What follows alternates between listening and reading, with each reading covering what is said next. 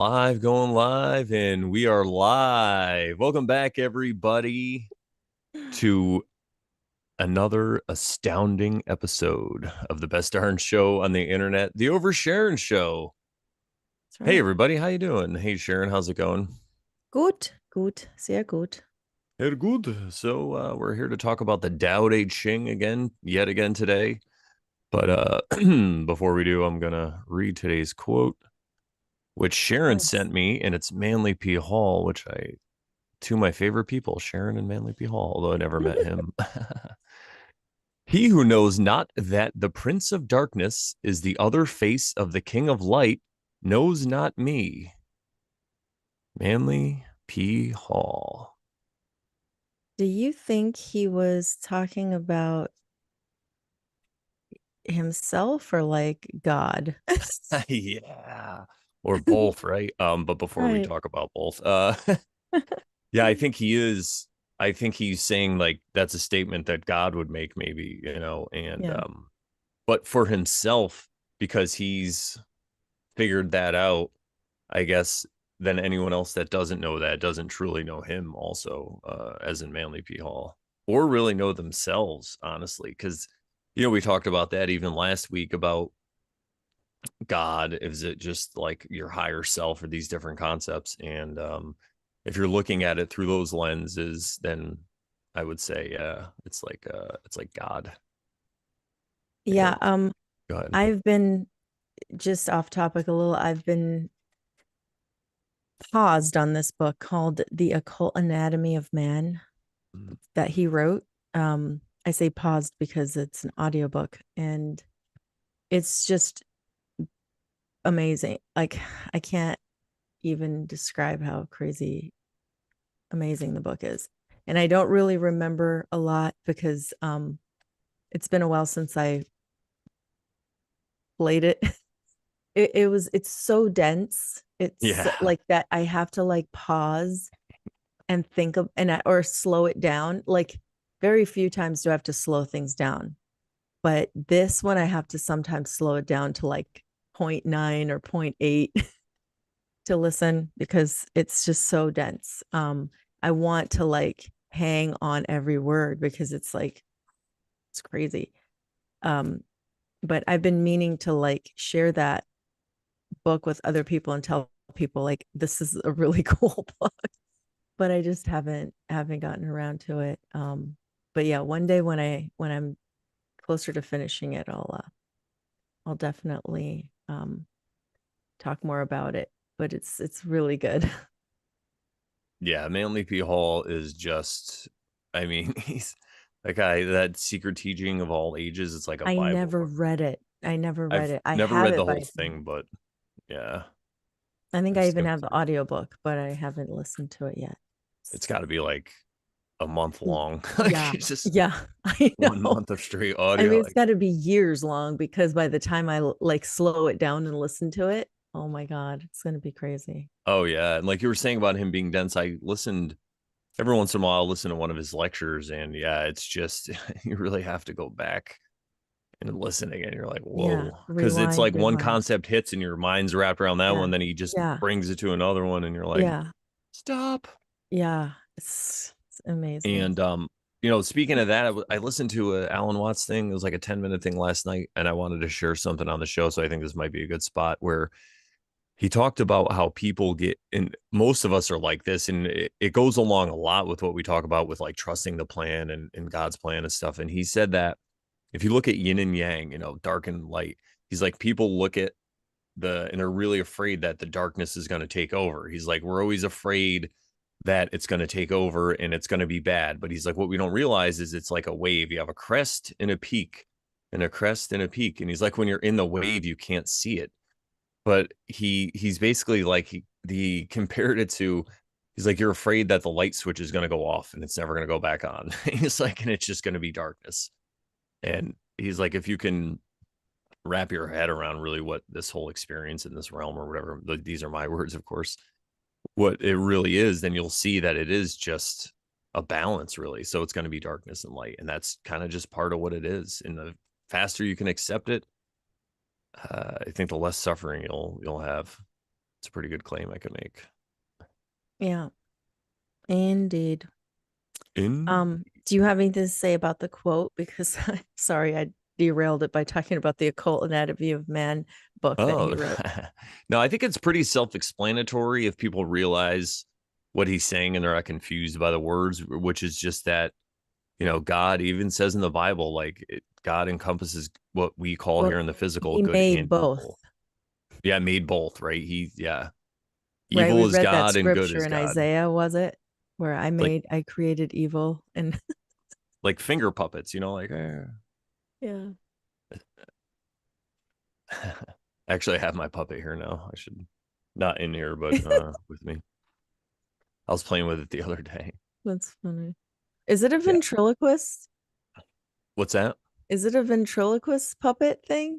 Or is it It's just a not a puppet? ventriloquist dummy. I could actually go grab it if you want to grab. It's in the pink, which is next to the kitty tower in the bedroom. My pink. I have this awesome pink suitcase. It's like a carry on, and it's the craziest pink. It's like my mom wanted to steal it for years. I've had it for years. I think I got it as a store called Ocean State Job Lot around here. It's kind of like they sell like off-brand stuff or whatever. I mean, just it's one of those discount stores, and they had it there, and it wasn't marked, and I think they sold it to me for like 20 or 40 bucks or something really That's cheap, yeah, it's good. like one of those wheelie ones. But anyway, It's a good price. I don't think it's not, so it's not a ventriloquist dummy. It's just like a puppet. But I'll show you in a minute. She's going to get it. Maybe we'll have some antics. Yeah. So you were saying explaining the quote. If Yeah. So basically, it's just that the way. I mean, even if you're a Christian and you believe the Bible, it's right in there, like Sharon was saying. God, our concept of God, and that's another thing he said in that little 10-minute clip, that the word God in this culture is so overused and has so many different labels attached to it that people just feel weird. He's like, so they like words like he says like the Tao and like Brahman and all this stuff. He's like, these Eastern words call to you mm, because it's just something different. And what I found is that's what happened to me in my path. And I got into like Buddhism and Hinduism and stuff, but it brought me right back to Western magic, I guess I could say. So it's uh, like Hermeticism, and I find it really is all the same message. It's just for a different culture. Every message is packaged differently. So if you if you're worried about the devil, could it be that the devil is working for God? Like, I don't want to make any claims, but and then you got to be like, oh, wait, hang on. I lost the little thing for his hand, but I could use it my arm. Hey, where's my hand thing? What are you doing, man? I don't know. Yeah, so that's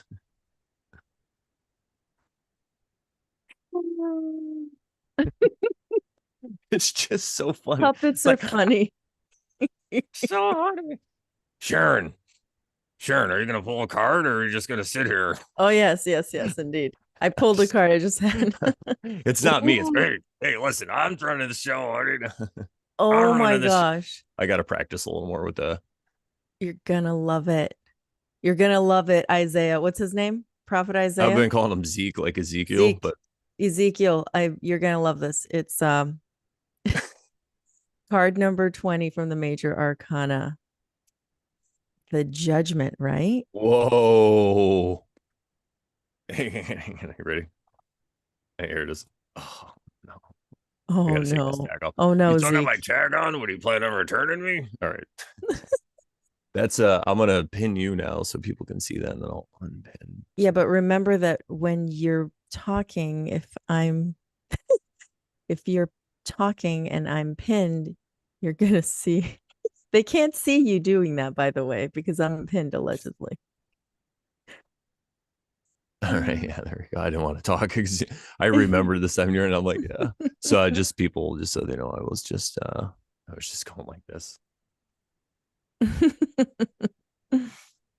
He's like, oh man, I had a rough night last night. There was, jeez. Sarah, I tell you what, that lady's crazy. Just naming Old Testament names. All right.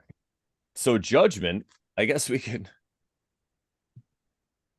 It's the last card in the major arcana. No, there's Wow, one more. Tarot reader, you are. There's one more. Well, the Fool, yeah.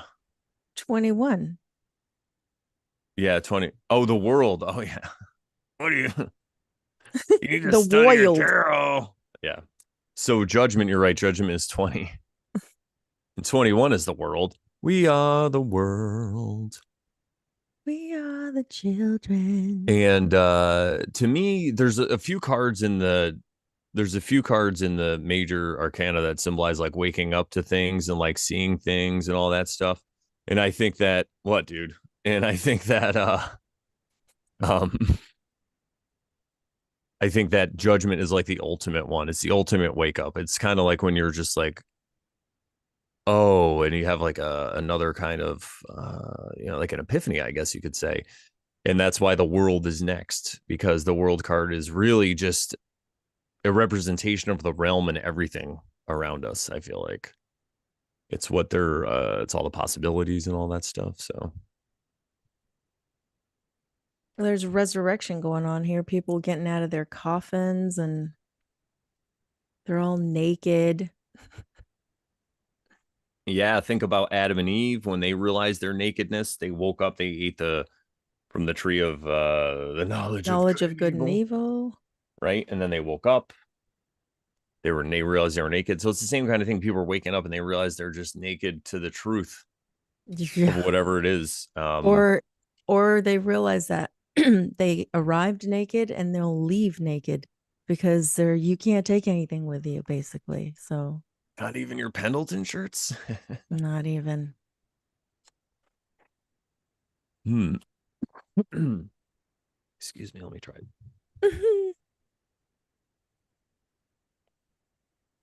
Your throat okay over there? Yeah. I don't know what happened. I think I had some phlegm.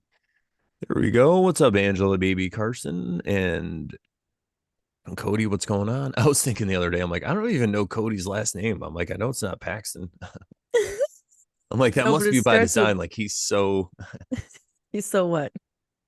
he's so conscious of that. I'm just like Brandon Smith on everything. I mean, it's different when your name's Smith, though. It's Yeah. like people don't Well, probably. he has a surname that's like that too. We won't talk about it though. We love you. I probably do know it or should know it, but I'm just thinking. The other day I was like, all I know is Del Paxton. It's so funny. Yeah, because he puts that everywhere. Smart I move though. finally It's good. watched I finally watched the movie where he got it from. What movie was it? That Thing You Do. Oh, It's with oh gosh, now his I name think I escapes did me. see that, but is it A like a long time 90s ago. movie or something? Yeah, Or I think so. I probably saw it back then. Yeah, Yeah. back in the day. It's kind of a music kind of movie, like with a band and stuff. Oh yeah, that Like the kind of now making of sounds a boy familiar. band type of thing. So I have this deck here. I'm gonna pull a card too because I found it recently. Remember this one, the Tarot of the Abyss? Oh, wow. And I feel like, we just were talking about darkness. Mm-hmm. And this deck really represents darkness really well. And, you could be scared of the dark if you want. And I understand if you are, but you don't have to be scared of the dark. And Yeah. if you look at stuff like this, especially when you're doing self healing, and you could apply look at it without fear, because Yeah, go ahead, I was gonna and do the fear thing. it's okay. Darkness also can be the darkness of you, like your own darkness, your inner darkness, your shadow that, you know, you should be able to learn to accept. Look at that. I'm gonna pin it for a minute. Here we go. Yeah, so Mhm. King of Pentacles is yeah, He kind of so looks like Robert Downey Jr. yeah, not Morton Downey Jr. Mm. I did that a couple episodes ago. All right. Deep cuts for But people. he looks like an Indian version of a Robert Downey Jr. or something. Yeah, he kind of does with his hair. We were just talking about hair being tied up too. That's so Mhm. funny. His hair is Dude, just like mine right I now. know. I was gonna say that when you first did it, but I was like, no, I'm not gonna say anything. But yeah, I even got I the was like, wisps. it looks like you with your hair up. Not that it looks like you, but it's just like we were just talking about that before we started the show. I'll Pretty take it. funny. King of Pentacles is a great card. Depending on how you look at it, a lot of times court cards can represent people in your life. I mean, maybe this card represents me with my hair up, but also it represents abundance and just kind of a mastery of not only like career or what you do to support yourself, but also family. Anything in the earthly physical realm is really what Pentacles represents. And the king is obviously the masculine energy, the creation part of that, and the fire, I guess you could say. And it's the top one in this arrangement as a king. But, if you're looking at esoterically, kind of like Michael Tessarion talks about it, the knight is really the top one because it's the one in motion. You can see the king there, he's seated, but seated figures really just mean that they're comfortable with their power. They could sit while everybody else stands and they don't feel threatened. They're the only one that's allowed to sit as the I'm king or sitting queen. and you're standing, Brandon. Yeah, there you go. You're the queen and I'm the jester. Yeah, that applies. Court jester. For sure, the fool. And speaking of the fool, because I did say the fool earlier, I I saw think the the most fool as I was where you're shuffling. shuffling. He keeps appearing at the bottom of my deck. Oh, I'll pull it up then. Hang on, I'll pin you and I'm gonna pin you and be quiet. Oh, I'm pinned too, so I didn't do anything. There you go.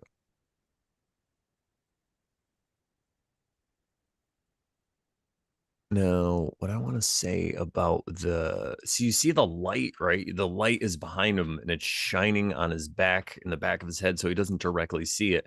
And that kind of reminds me of the knowledge, right? So he's just speaking his knowledge. He's going forth with the light. He's just doing his thing. He's not turning around like, look at all this knowledge I have, everybody. And so as the fool, he might seem like a fool to other people. I mean, I know I've been called a fool when remember When you 2020 when act we a didn't want fool. to partake in the silly, Just kidding. and everyone's like, "You're a fool," and I'm like, "You're right." Um, and I think if you can adopt that attitude, it's much better. You don't take things personally, and you're like, "You're right. I am a fool. I don't know what's going on. You know better than me." Somebody at a wedding. I just realized this last night. At the end of the night, these people came over to me. I did a wedding Friday, and they were like asking about my hair, and they're saying something. They're like, "Oh yeah," they're like, "Oh, we were trying to see if you had like a receding hairline under there or something." I was just laughing because I was cleaning up my stuff, Oh my and I'm like, lord. "Yeah, it's crazy, right?" Because I'm like almost in the lady's like, "Oh, 50," like she guessed I was 50. I'm like, "Oh, I'm like 48." I'm like close, but I just laughed it off. And then later, I'm like, or like last night, for some reason, I was replaying that whole thing, and I'm like, I think they were trying to vamp off my energy. Like they were trying to make me feel bad, because I'm older or whatever. I don't fucking know. I was like, that's so funny. I'm like, they didn't get any energy from me unless it was laugh. I just was like laughing. But I don't know. People are fucking weird. And I think a lot of them are I don't want to say the state. It's a island. It's not Long Island, everybody. Long Island, you're great. It's a small state. I know plenty of people from Rhode Island that are great, but some people are just, I guess it's like that everywhere. But anyway, It's an island. it's in islands, allegedly. That's funny as It hell. really should be part of Connecticut or Massachusetts, honestly. I mean, I don't know how they get away with it. Anyway, but yeah, those energy vampires, I guess, are everywhere. Indeed. and and They that's why are. I think it is important to look at things like I was saying, like the fool, because well, for me, that this is why I do it. Obviously, we just show our examples on the show for people, and then they could decide how it works best for them. But I think in the past, I don't know specifically because I probably wasn't really paying attention to what they were saying. I was more focused on cleaning and going home, like, but I would definitely take things a lot more personally, and it would piss me off, and it would like throw me off my center, and I would get angry and stuff. And that I think is when those people would feed off that energy. They're like, "Oh yeah, he's like me now. I'm miserable and blah." Yeah. It's cool though. We're not judging. Sometimes I'm sure we've all energy vamped in our life. Yeah. You know, we learn, we grow. Mm-hmm. So We grow. So Shall anything we? else you wanna get into it? Yeah, let's get into the Tao. Oh, hey, what's up, Kathleen? And Oh, the it's Queen. 11:33. Yeah. 11. Oh. Dude, I just saw that. That's crazy. Kathleen said, yeah, they take a hit off you. No judgment, though. She's like, no judgment. Thank you. It's how the world goes around, right? All right. So, Yep, you do. and that's the You last thing do I'll say me is like really, that. and that's why we don't point our fingers at the quote unquote energy vampires or whatever, because it's a consensual transaction, whether you realize it or not. You're giving up your energy to them when you do that. When you get outraged, when you lose your Yes, center. It's cool absolutely. though. It's hard sometimes, Oh, sorry. Go ahead. but You talk. I was just gonna say it's hard sometimes because Oh yeah.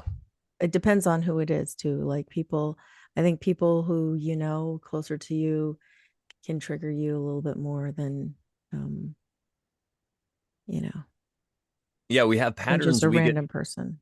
yeah, we get caught in patterns with people that we know, especially our family and friends and spouses and stuff. And I think it's important, really, for me. I've noticed to try to stay present in those moments, especially with my family and stuff, because I know that I've changed a lot, and they've changed too in certain ways. And if I'm just treating them like they're that old, whatever, this is just them, then I'm missing out. And then I'm the one who's kind of screwing up the situation. So that's what I try to do to see them for who they really are and what's really going on in the situation. But you're right, it's tough because you just fall back into those patterns. They'll say something, and especially parents or whatever, they have a good way of uh I mean, my parents gave up by now, but they used to have a good way of like saying certain things, and you're just Mm. like, what? Yeah, passive aggressive things. Yeah, that too. Yeah. I know my mom does sometimes. She's been pretty good, but she still Well, takes her little again, like digs. we were saying, it's no judgments. It's just it's like a coping mechanism, and they call it that because you're coping just to get by, because it's really the only way you know. Yeah, So, yeah. It's their way. That's what you have to realize. It's not you. It's them yeah. needing to deal with their stuff. And Yes, don't take it personally. Exactly. Kathleen says, love them anyway. Yes, indeed.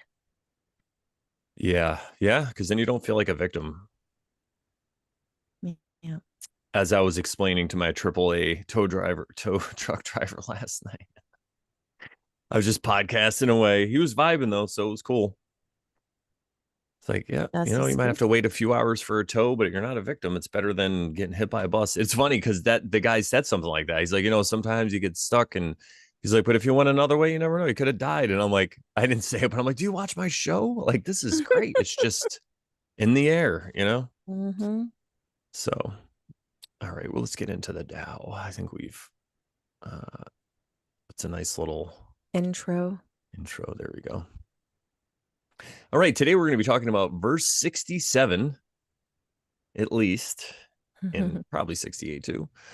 And the way we do this is every show we break down 4 different versions of each verse, and we go through and read them all one by one, and then we go break it down. So today we're starting off like we always do with Stephen Mitchell from 1988, verse 67. Some say my teaching is nonsense.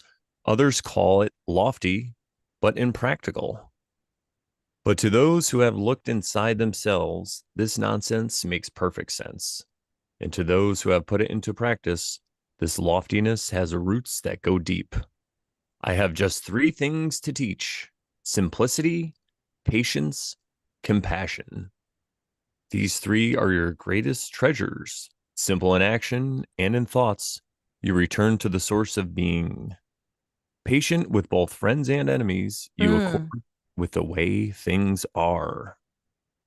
Compassionate toward yourself, you reconcile all beings in the world. That's a synchronicity, huh? I won't say Mm. anything else till we break it down, but Wow. Wow. Wow. Dwight Goddard. And I'll say something about Dwight Goddard in a little bit if you guys remind me. So here's Dwight Goddard's version. Three treasures from 1919, I should say, because he did one in 1939 that was different. And that's what I was going to talk about. But Perfect. all the world calls Tao great, yet it is by nature immaterial. It is because a thing is seemingly unreal that it is great. If a man affects to be great, how long can he conceal his mediocrity? Tao has three treasures which he guards and cherishes.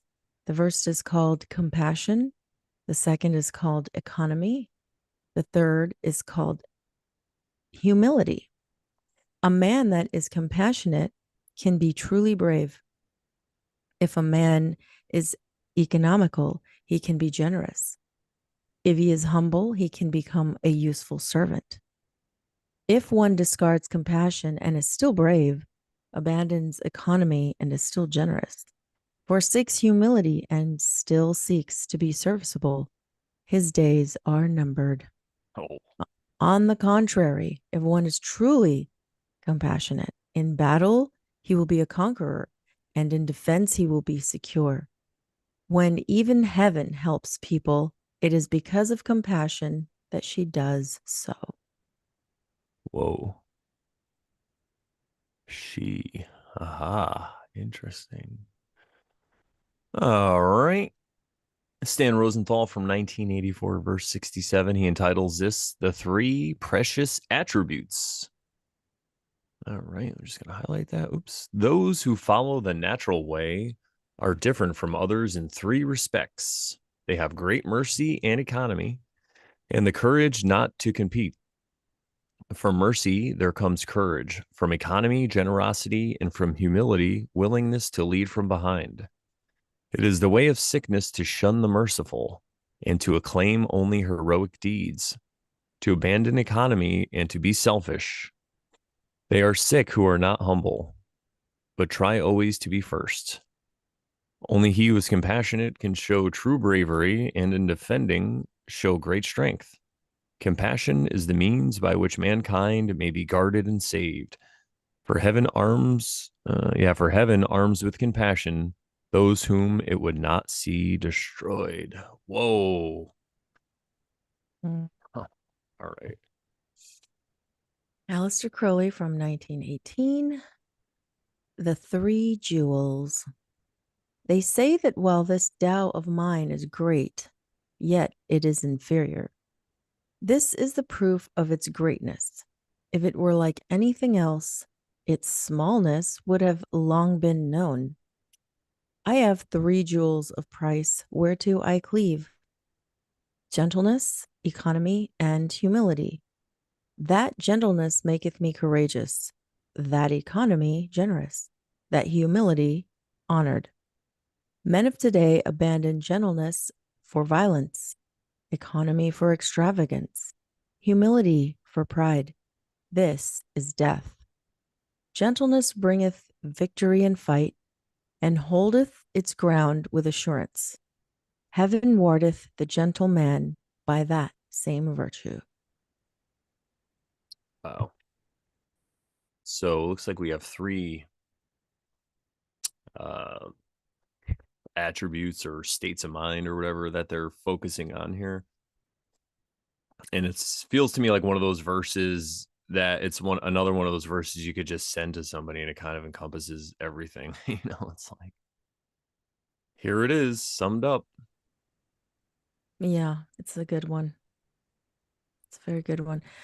Before we go on, I'm just going to quickly note that um, I hadn't looked up. Remember, we talked about how Dwight Goddard had two versions.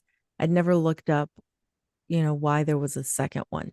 And apparently, I found this on a website. It said that um, in the interim between the first and second edition of a book that he wrote called The Buddhist Bible, I think that's what they're saying, he converted from Christianity to Buddhism. So then he wrote the second version of the Tao, and I think he wrote that in 1939. So like 20 years apart, I think. Yeah, 1939. Interesting. Yeah. Hmm. So do you want me to read the verse 67 to see Sure. kind of the difference? Yeah. Okay. Let me see if I can. Should I share it while I Yeah. read it? Yeah. Okay. Good. Share screen.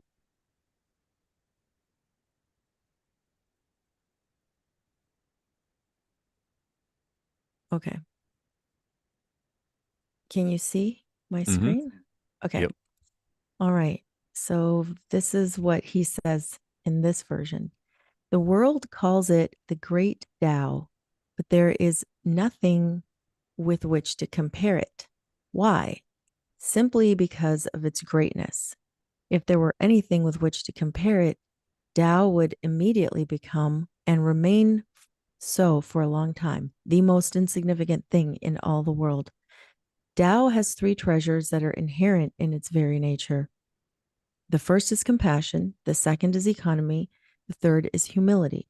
Because of his compassion, a man can become courageous. Because of his economy, a man may become generous. Because of his humility, a man can become a leader. Nowadays, a man, because of discarding compassion, merely becomes bold. Because of discarding economy, he only becomes extravagant. Because of discarding humility, he becomes arrogant.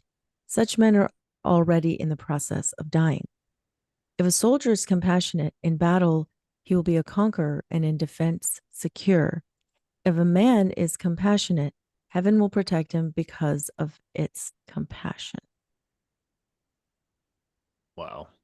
Yeah, it's a little different. And I noticed that he says, after he talks about those three things, the last thing he says is something about becoming a leader.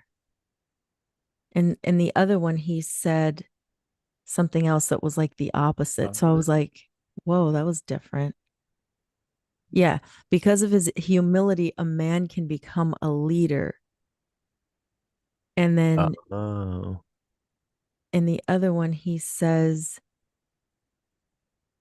if he is humble, he can become a useful servant.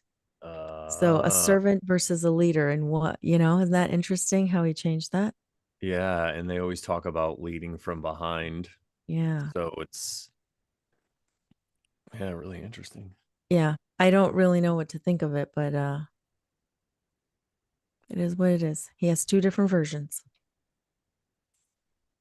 I'm sure the You study in Buddhism helped because it's another the symbols and all that stuff. You probably got a better grasp on the words, Yeah, the you might Chinese have. words. Yeah, All right, let's break it down, shall we? indeed. All right, I guess we could just go through the whole thing. I mean, Yeah, unless because the problem here was some people didn't, how sometimes they'll say stuff in a different order. There was no way I could really split it. It wasn't very easy to split. So, all right, no worries. Some say that my teaching is nonsense. Let me just also move your little head bubble. All right. So Stephen Mitchell's version. Some say that my teaching is nonsense. Others call it lofty but impractical. But to those who have looked inside themselves, this nonsense makes perfect sense. I love this mm, part of it because we yes, talk about this all the time. Not everyone's going to get it. That's really what it's saying. And it's just because not everyone is done, you know, the everyone's work. just at a different point in their life, Yeah. really. So, Yeah. And he specifically says those who have looked inside. yeah, Now there's people that don't want to. They really don't. They're not ready, and it's okay. Um, but they won't get it. They will think it's nonsense. exactly. Like the Fool card, that same concept we are talking about. And to those who put it into practice, this loftiness has roots that go deep. So I love it because they're talking about loftiness, which is like reaching for the heavens, and roots that go deep, which is going into the ground. So it's like a Mm, really good balance. yeah. I have just three things to teach: simplicity, patience, and compassion. These three are your greatest treasures. That's a really nice claim he's making there. Yeah. Reminds right? me of what Jesus said, or I don't know if it's Jesus specifically, but the Bible says, like, gather your treasures in heaven, or like, um, where moth does not destroy or whatever, rather Yep. than like treasures here on earth type of thing. And Yep. these things are not physical things. Simplicity is not a physical object. Patience is not a physical object, and compassion is not a physical object. These are And the heavenly treasures, basically. it could be, it puts you on that vibration that you bring with you, right? If we are here to raise our consciousness, that's part of the energy. So that's what we take with us, whatever we learned, whatever we raised, and uh whatever consciousness we raised up. There we go. Mm. So Yeah, that you can take with you, but anything physical you can't. it's an illusion, Mm-hmm. Maya. All right. Simple in actions and in thoughts, you return to the source of being. So this reminds me a lot of just going with the flow, and like, meditation, where you learn to let go of your thoughts. So you're not ruled by your thoughts. You're just letting it go, and you stay simple, and you kind of just go with the flow. And that's what I've been doing in my life. Just going with the opportunities that present themselves, and not trying like too hard in either direction to do what I think is right in the situation. I mean, that sounded wrong. To not trying too hard to do what I want to do. How about that? Patient with both friends and enemies, and we talked about this a few minutes ago. You accord with the way things are. Mm. So here you go. Simple in action and thoughts, right? So that's your mental realm. Patient with both friends and enemies, that's the physical. And then compassionate towards yourself, that's the spiritual. Really, you reconcile all beings in the world. And that to me is saying, if you're compassionate towards yourself, you could see that the world is perfect. If you are compassionate to the shit you do that you hate, and you're like, you know what, I do it because of this, and it's okay, and it's fine, it's part of me, and I'm gonna do it until I'm done or whatever. Once you get that compassion, then you could use that focus when you're looking out in the world, and you're like, oh wait, yeah, if I can be compassionate for the things I do, why can't I be compassionate for the things other people do? And that's when it all changes. And Yeah, like we always say, we're preaching to the choir. We don't always have this vision on worldview right at the forefront, but this is what we're practicing. it reminds me of this audiobook I'm listening to. Well, it's not an audio book because it's Ram Dass lectures, but it's called Becoming Nobody. Ooh. And it's really good. What were you saying? I lost my train of thought about what it made me think of that he said. Having Oh yes, compassion. yes, yes, I remember. It was has to do with um him, and this is me paraphrasing, but him, thinking he had to be like, you know, this he talks, it's so cute. He talked about like he was times when he was being Dick Alpert, and times when he was being Ram Dass, and he was like, Dick Alpert was acting like Ram Dass. He was like acting Ram. He was like, somebody would be like, oh, people would come up to him, oh, Ram Dass. And he'd be like, yes, like, what can I do for you? Just like he was getting all caught up in the being like holy. What did he say? It was so funny. It was like, Phony holy. Yeah, I've heard him say it yes, before. Yeah. yes, phony holy. And he said he had to like let go of that, of being the phony holy, and like accepting both and being in both. Like he said, like Jesus said, being in this world but not of it. Like you're not of it, but you still have to be in it. So you got to take part in both. Yeah, Anyway. because like Yep. I've heard him say before, because when you're not, you're really just pushing it away. Mm-hmm. Yes. And Yes. I get it, because when you first come across this stuff, everything else seems so gross. You're like, why would I even Yes. want to Yes. partake? Right. Yes. And it's a pendulum, right? You're swinging so far one way, you're doing all this escapism, and then you get to And then you swing way and you're like, oh, I can't even eat anything unless it's totally Yes. grass fed, like, and then you're like, all right. So Yeah. He talked about, he's like, oh, I started off like doing, or I started at some point doing the path of renunciation, right? Which he's like only makes you, um, I forgot what he said, but it was like, so he said something about you're still horny though. Like he's like horny holy guy or something like that, or phony horny holy. celibate. Yeah, yes. Yes, Yeah. that's what he said. Yeah. Yeah. Yeah. A horny celibate. He's like that's what that makes if people aren't doing the balance, you know. I'm paraphrasing, but basically, if you're not balancing yourself out and you're like, oh, I'm just I'm celibate. And it's like if you didn't work through all that, it's gonna come out. It's gonna come out somewhere else Mm-hmm. in another different yeah. Yeah. It's okay That's though. why It's a cycle, right?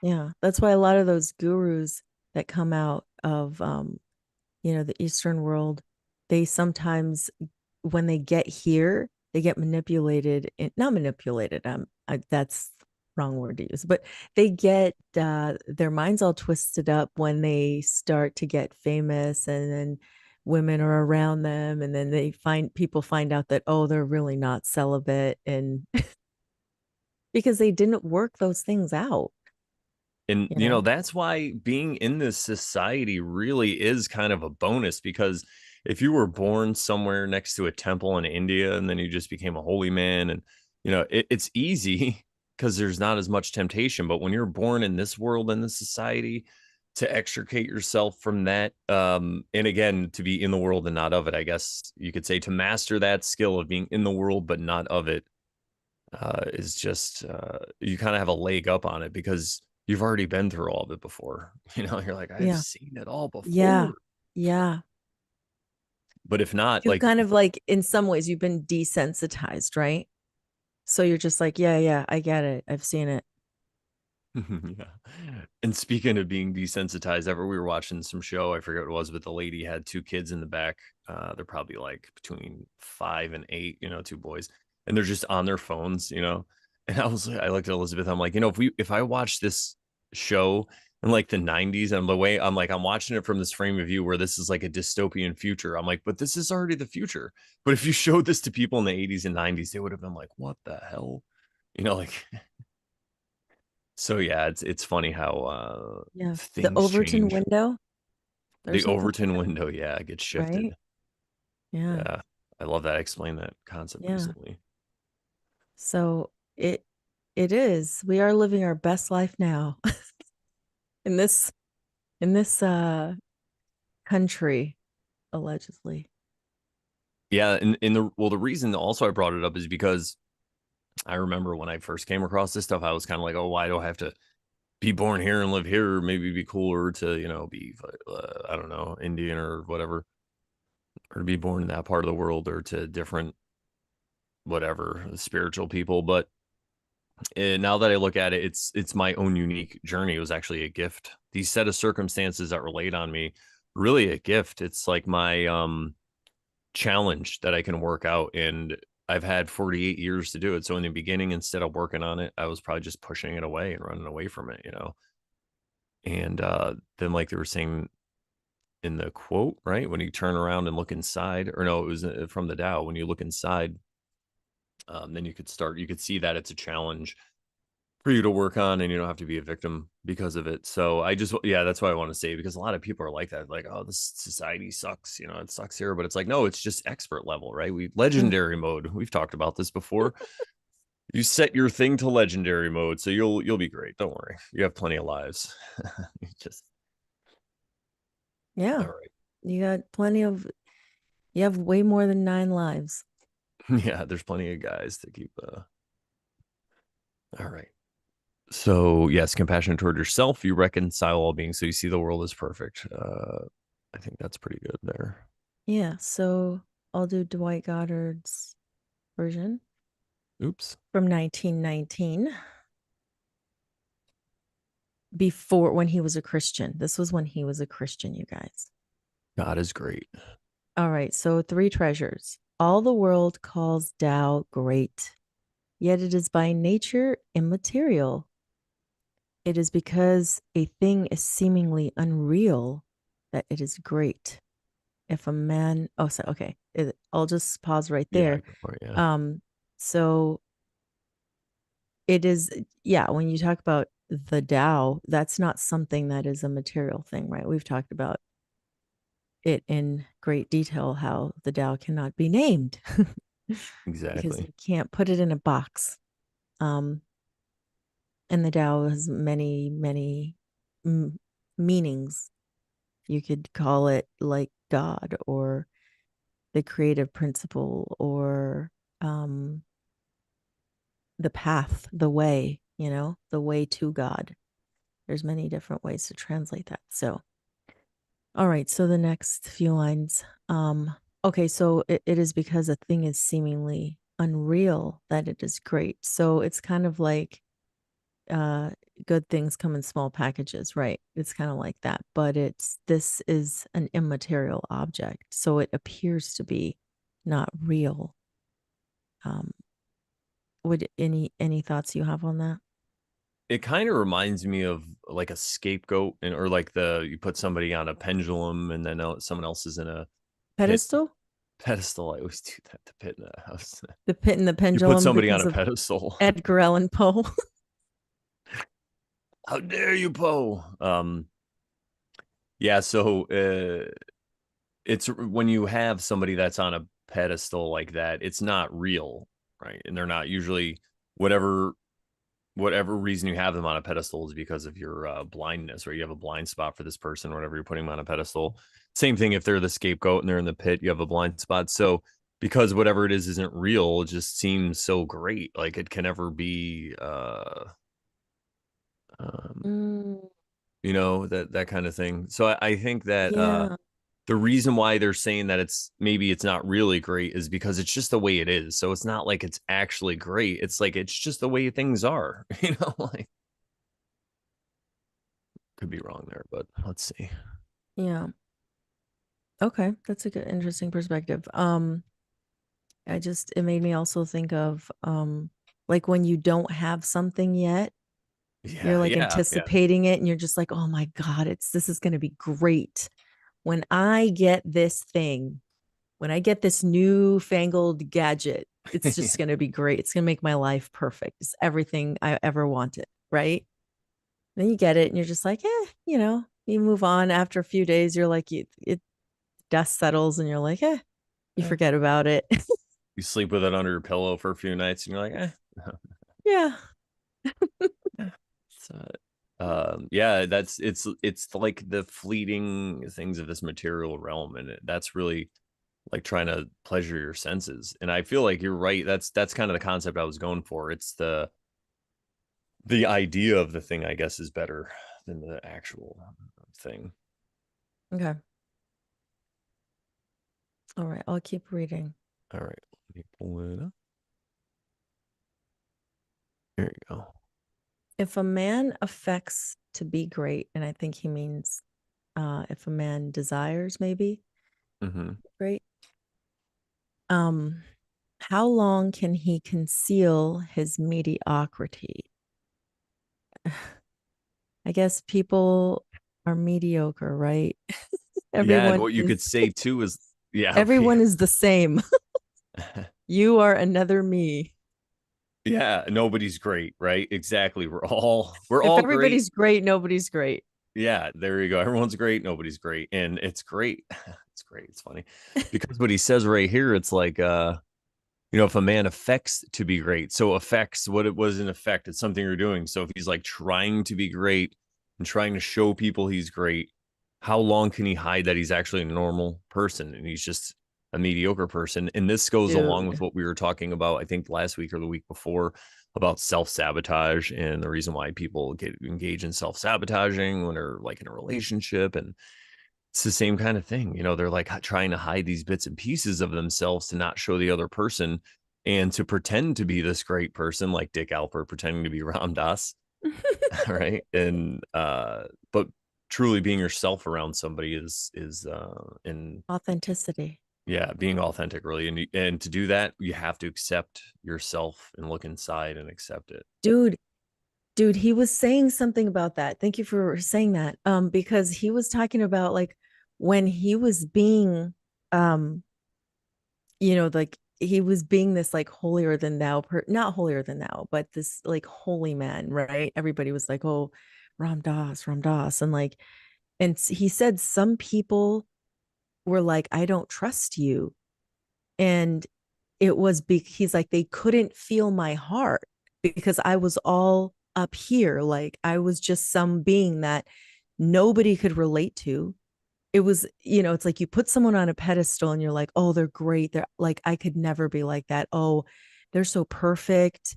Like they're like Jesus, right?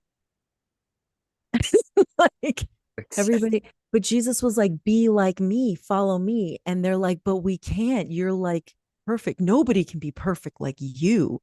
But he was like, you can be. Like, and like that's why I say Christians don't really follow Jesus. They don't believe Jesus because they don't believe what he said. They're just always like, oh no one could ever be perfect like Jesus. That, we just strive to be. Yeah, of course we do. But like there are people that over lifetimes of, you know, growth and stuff can become enlightened and become that. That's what he said. That's why he said it, because it is possible.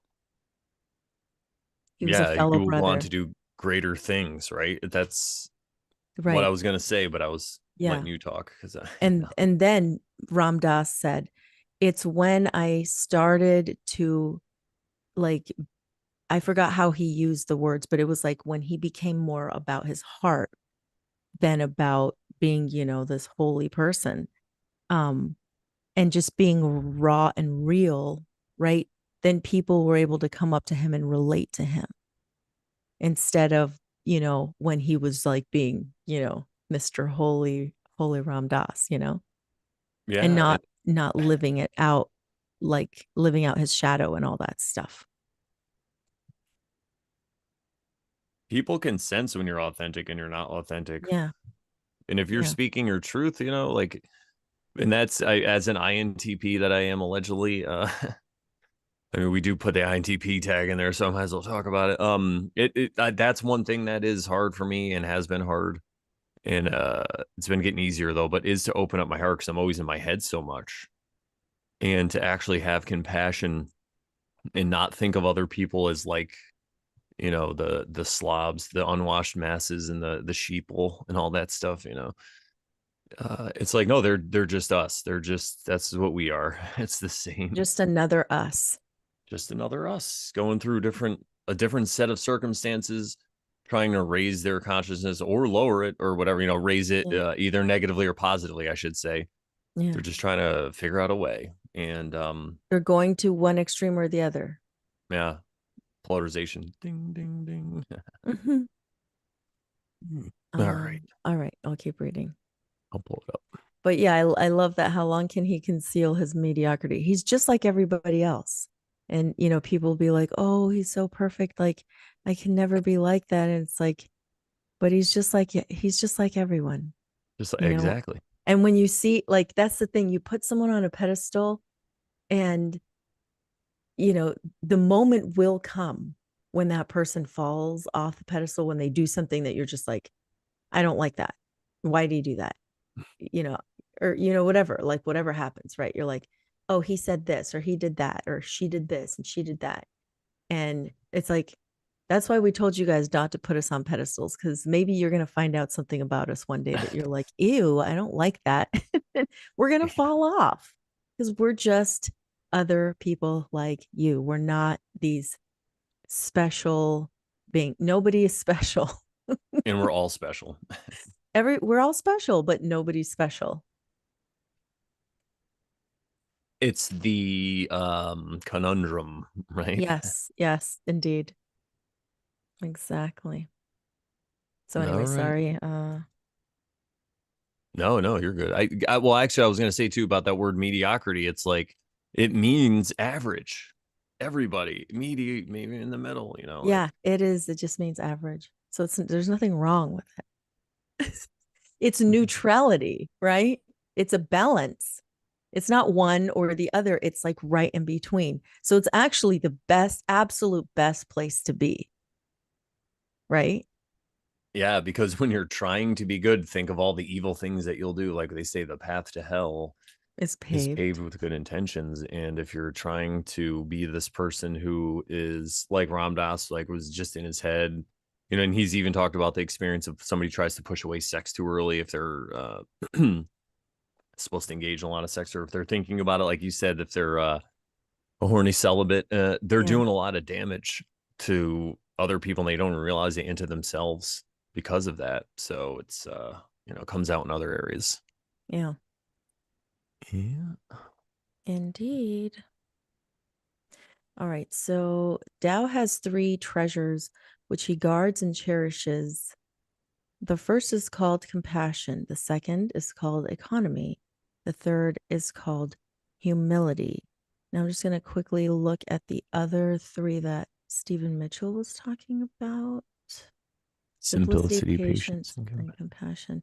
Okay, so they kind of put them in reverse order, maybe. Yeah, it looks like, Humility, would that be like simplicity? yeah. And then economy and patience, I don't know. This is interesting. We'll have to see Well, how these compare. yeah, what also, it's kind of like they're saying three attributes, but it feels like some of these words are hitting on different attributes, especially in our language. So I think they're just describing a way a person is, right? And then they're just using three different words and three different ways to get at it. But since we use four different versions of the Tao, it's great for us because we could really wrap our minds around what the heck they're saying. So we get extra words in here. So Mm-hmm. there's not just three, there's a few. Be simple, be patient, be economic, and be have humility. Be humble. Maybe economical is the simplicity, right? Oh yeah, yeah, yeah, yeah. You're right. Simplicity and economy. So Yeah, patience and humility would be yeah, similar. it does make sense. I would say, yeah. Because if you're being humble, you're also you have to be patient, I would imagine. Yeah. All right. All right. So a man who is compassionate can be truly brave. All right. So let's see what the other guy said. Patient with both friends and enemies. Yeah. You can accord with the way things are. Compassion. Oh, Okay. here it is. So compassion toward yourself, you can reconcile all beings of the Oh yeah. world. It can be brave. Okay. And I think truly brave here really is to look at the world as it being perfect. That's takes a lot of bravery because there's so many scary things out there. Yeah. All right. If a man is economical, he can be generous. Let's see what the other one said. What did we say that was? Simple? Yeah. Simple in action and thought, you return to the source of being. Okay. So they're just They're he's hitting it they're from two different different. angles, right? Yeah, they're different.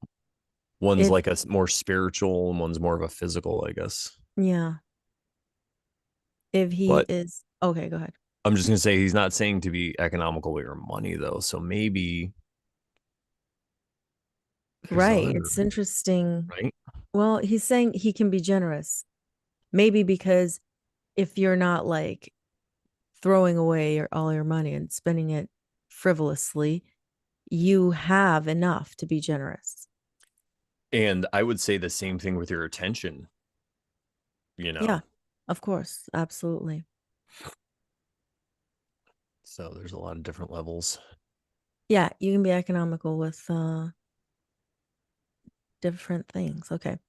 So if he is humble, he can become a useful servant. And the other one was, we said it was kind of like patient with both friends and enemies. You accord with the way things are. Okay. They're pretty different.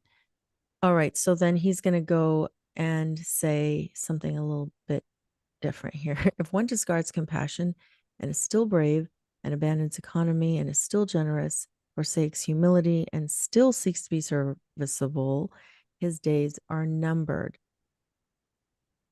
So basically, he's saying you can try to do all these things without compassion, economy, and humility, but then you're not doing it the way that, Phony holy.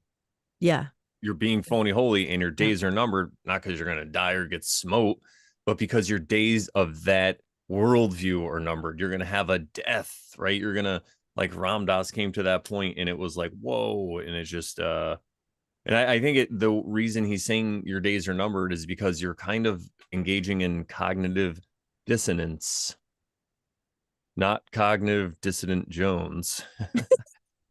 Cognitive dissonance, because you have two things you're believing is true that aren't. One of them is going to have to crumble eventually, and then that's when you're like, and you're like, oh my god, what's wrong? And you fall on the ground and you cry and you laugh and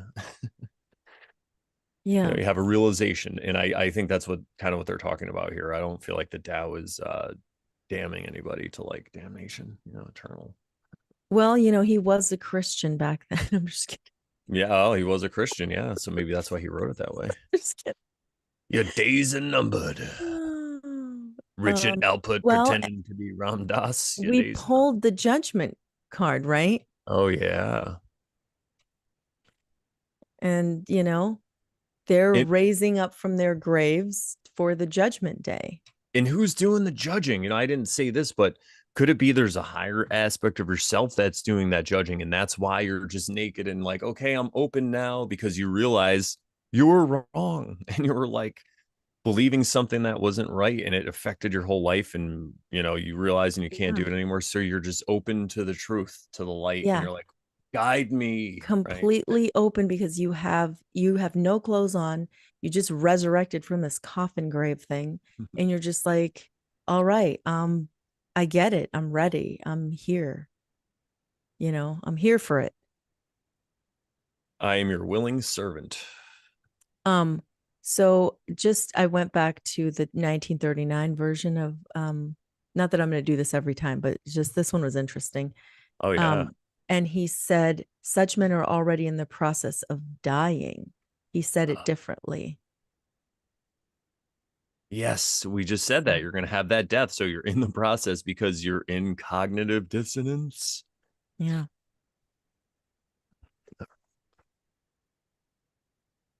We are just filtering this. Okay. Okay. On the contrary, if one is truly compassionate in battle, he will be a conqueror, and in defense, he will be secure.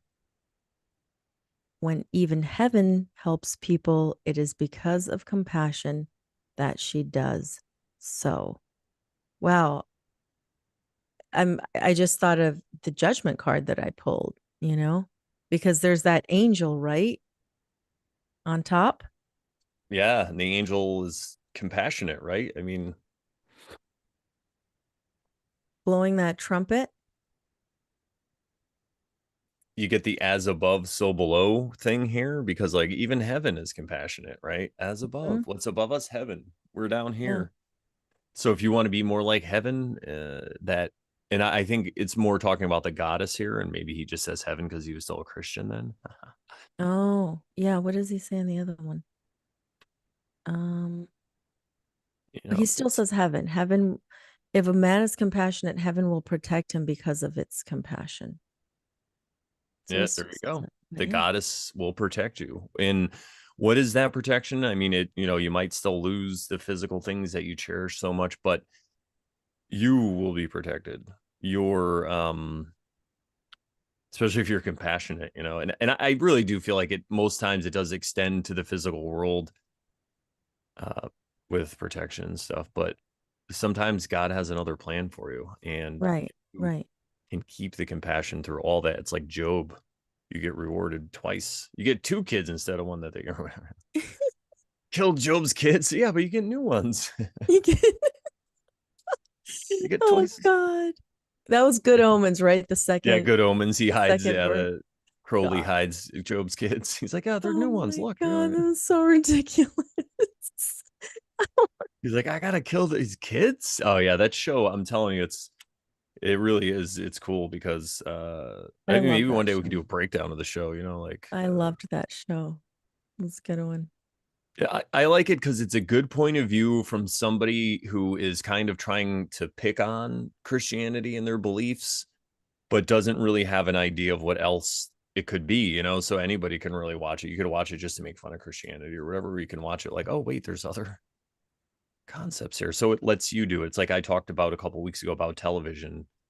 If you're not a victim and you're not identifying with certain characters and that make you feel a certain way, you could just totally watch it objectively.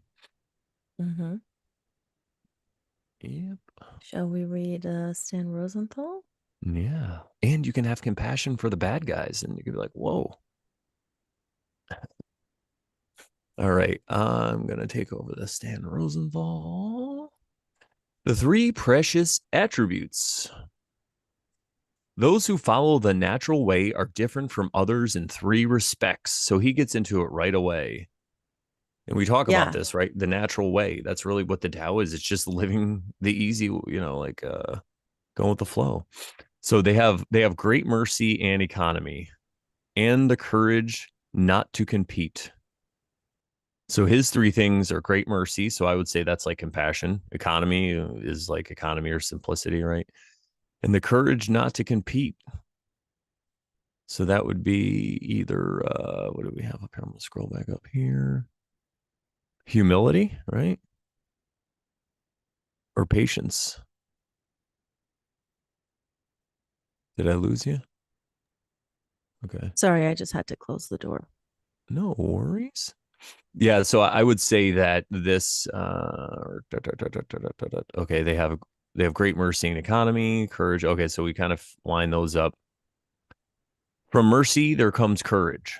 From economy, generosity, and from humility, willingness to lead from behind. And this is a concept we've talked about already. It's like you don't think you're the best, and that's why you're leading, and you know best. You're kind of just behind the scenes, really. And Yeah, that that's was the leading from behind that you talked about earlier. and that really goes back to what I was just saying about how we expect the way the world to be and our days to unfold. We have these expectations, and then reality happens, and we can either suffer or not. And I think that's what he means, really, um, with the willingness to lead from behind, because you're going behind the Tao. You're not trying to get up front and say this is what should happen. He should do this. That should happen. I should get this job and I should do these. No, it's like you're behind things that come. You're like, all right, now I'm the master of this. This is the situation. Now I'm going to become the master in this situation. So because of that, and you're not thrown off balance, you truly are the leader or the master of that situation. That's what true, I guess you could say, control really is. It's just about controlling your inner world, I guess. Leading from behind, I don't know if this makes sense to anybody, but it makes me think of you know how you have that concept of the witness, and you're witnessing yourself doing all these things, right? um and like in Buddhism or other things like that, they maybe in Hinduism they call it the self, maybe, or something like that. But anyway, you're The like you Atman. yeah, you take yourself out, like you're behind yourself and you're like looking at everything that you do. um and that makes me think, I don't know, that makes me think of leading from behind, like, because this other kind of witness behind you is like Oh looking yeah. at everything you're doing and kind of going, should we do that? Should we do that? I don't know. That's what makes me think of.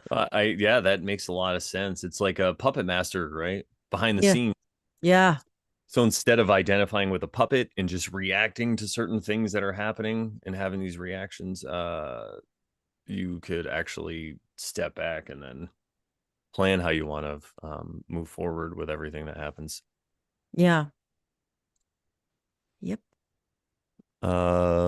What's up, Blue? Just gonna give you a quick shout out in the Yeah. Yeah. chat. Everybody's going great. Tony, hey, what's up, Tony? Spoons. We didn't say hi to Spoons yet. What's up, Spoons? Congratulations on your show. That I'm just I just heard about before the show because I didn't She hasn't apparently. they haven't done anything yet. Oops. I mean, But yeah, congratulations on show and tell. yeah, one of I'll these I'll put days it there's this going to way: be a show. many blessings to your future endeavors, and it's amazing. I was very She's excited. cool. She said we finally did come up with a name. So Oh, cool. All right. they'll post Yep. it next month. Oh, all right. So coming Next soon. year. Coming We gotta soon. wait till next year. Next year we gotta wait. I'll see Yeah. you next year. All right. Yep. So yeah, that's I don't remember what I was saying, but anyway, that's awesome. And Exciting. yeah, let's see here. Oh, that's what I'm gonna share it. Share the screen. There we go. Sharon, share alike. Under Sharon. Over Sharon. It is the way, all right, so willingness to leave from behind. Okay. It is the way of sickness to shun the merciful and to acclaim only heroic deeds. So if you're being sick, I guess you're shunning the merciful and you're only, praising people who are like heroes. And that kind of reminds me of this society, right? People latch on to quote unquote heroes and people who are like merciful or whatever. They're not really put up above everybody else. They're Yeah. never really getting on pedestal. Maybe Mama Like Teresa, but that's about it. okay, so this makes me think of like let's say people are being kind of victimy, right? And black pilled and oh the world is XYZ, and then you kind of tell them to maybe think about how they can be compassionate like Jesus was toward the people who are allegedly, causing all the chaos in the world, right? Running the show. And like that is crazy to people like that because they don't want to be compassionate, I think. And, Or they find from the it hard to physical, be compassionate. And I think it's because they can't be compassionate with themselves first. yes, yes. And it's another case of mixing up the physical with the spiritual. Yeah. Because obviously it's terrible things that happen. Like you have a right to be outraged and all these Yeah. things. Yeah. But It's not saying that that's being dismissed at all. of course, yeah, Right. it's just that other level, that spiritual lens, when you realize that it's all happening for a reason and that we aren't just our physical beings. There's more here after us. So then you start to cheer for people and you're like, oh yeah, look at these people going through their misery. Like I bet they're learning so many things. And the people who are doing it to them, they have to do that too. They have to experience what it's like. A lot of those people, maybe everyone's like, oh, they're just psychopaths, they don't care. But on some level, I'm sure these people, it's a nightmare, their kids and all this shit. And I mean, it can't be fun, right? Maybe they think it's fun. So have some compassion. That's what I Yeah. say. Even if they're, even if you use the metaphor we use all the time to imagine them as babies, like spiritual babies, like, their diapers are dirty and they're screaming and crying and flailing and they're upset and they're causing all this chaos. But, you know, they're babies. That's what they do. That's what spiritual babies do. Forgive them for they know not what they do, Exactly. is something we've heard. And you could look at it in that lens. You could say, I have compassion for them because they're out there and they're trying to control everything and they think that's going to bring them happiness. And it doesn't. So I feel bad for them because they're probably hollow and empty inside, and at the end of the day, there it is. Take a shot, everybody. At the end of the day, at the end of the day, they're probably miserable too, or whatever. So it's like you think they're running the world, so you're miserable, and then they are running the world, so they're miserable. you know, you're just feeding a cycle. A pendulum. I mean, Could it a be egregore. I like the egregore? egregore word better because pendulum makes me think of a pendulum. Yeah, yeah. The egregore idea is huge, and I really feel like, I mean, come on, like, anyway, just look at the election, like. It's yeah, people. It's a conduit. I feel like a lot of these people on the world stage are just conduits for our hate and our energy. Mm-hmm. But you could save it for yourself, and you could start your own podcast. Look at spoons, right? So look at us. Yep. All right. Back to the Tao.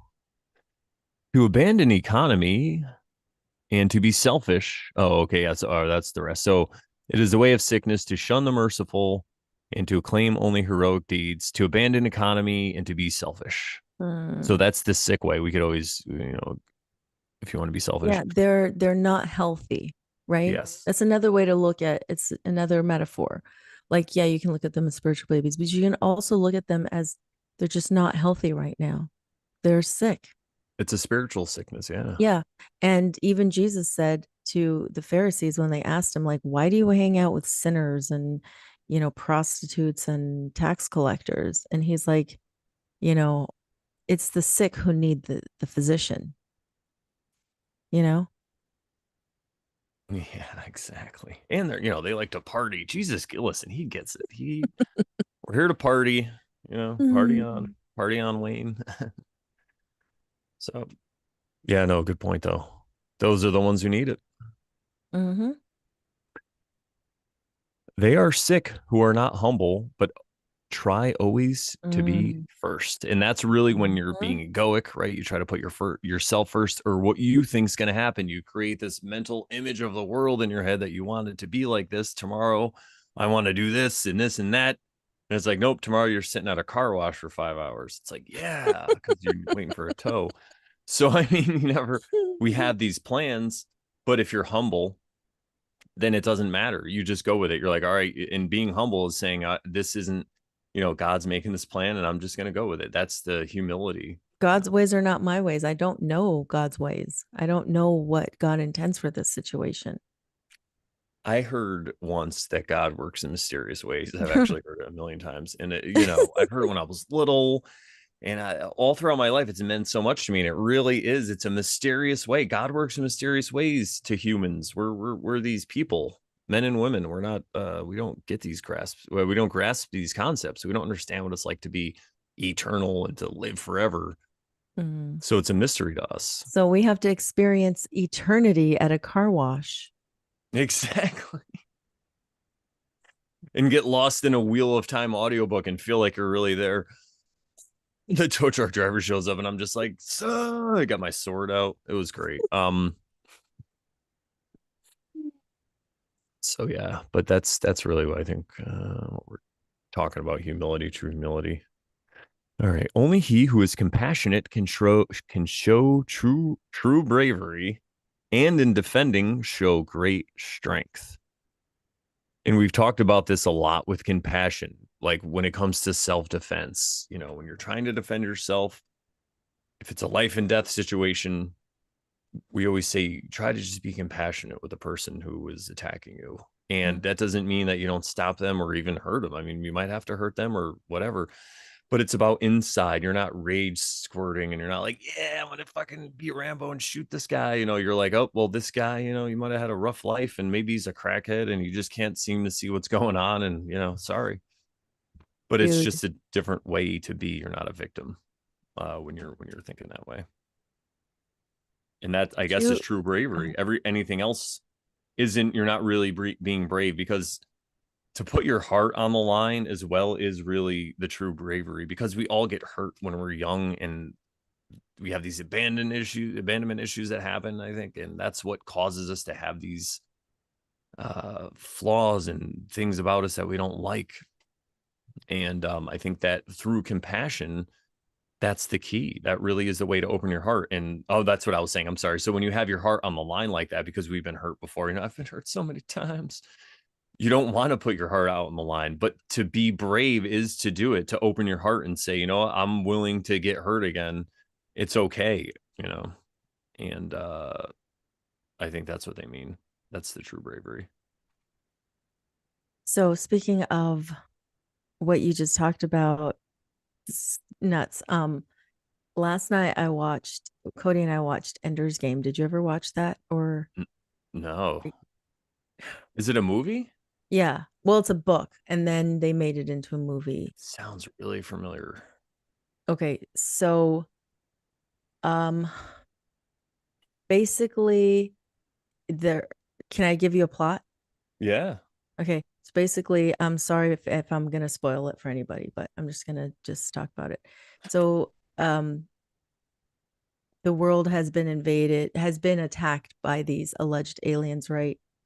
And the it's in the future, right? And these the way it works is that they're, instead of like training warriors like that are already adults, they're training children to be these warriors because they're kind of fighting, kind of, it looks like a game, like it's like a video game type of thing the way they're fighting. Huh. Like um drones. yeah, yeah, so things are maneuvered in that way. And anyway, this kid who ends up being kind of like the mastermind because he's really good at knowing what they want, and so he kind of does it, but he doesn't do it because he wants to, because it he doesn't like to do it, like he doesn't want to be violent, he just ends up having to do it, right? And then he feels bad afterward. um so anyway, I don't have to tell you the whole story to tell you that, but anyway, he says, this is a quote from him in the book. So he says, in the moment when I truly understand my enemy, understand him well enough to defeat him, then in that very moment, I also love him. I think it's impossible to really understand somebody, what they want, what they believe, and not love them the way they love themselves. And then in that very moment, when I love them, I destroy them. It was Wow. crazy. Yeah. I got chills. Like it was like at the beginning, I think a piece of that quote was at the very beginning of the movie. And I saw it, I was like, holy crap. Because Cody was like, I think you'll like this movie.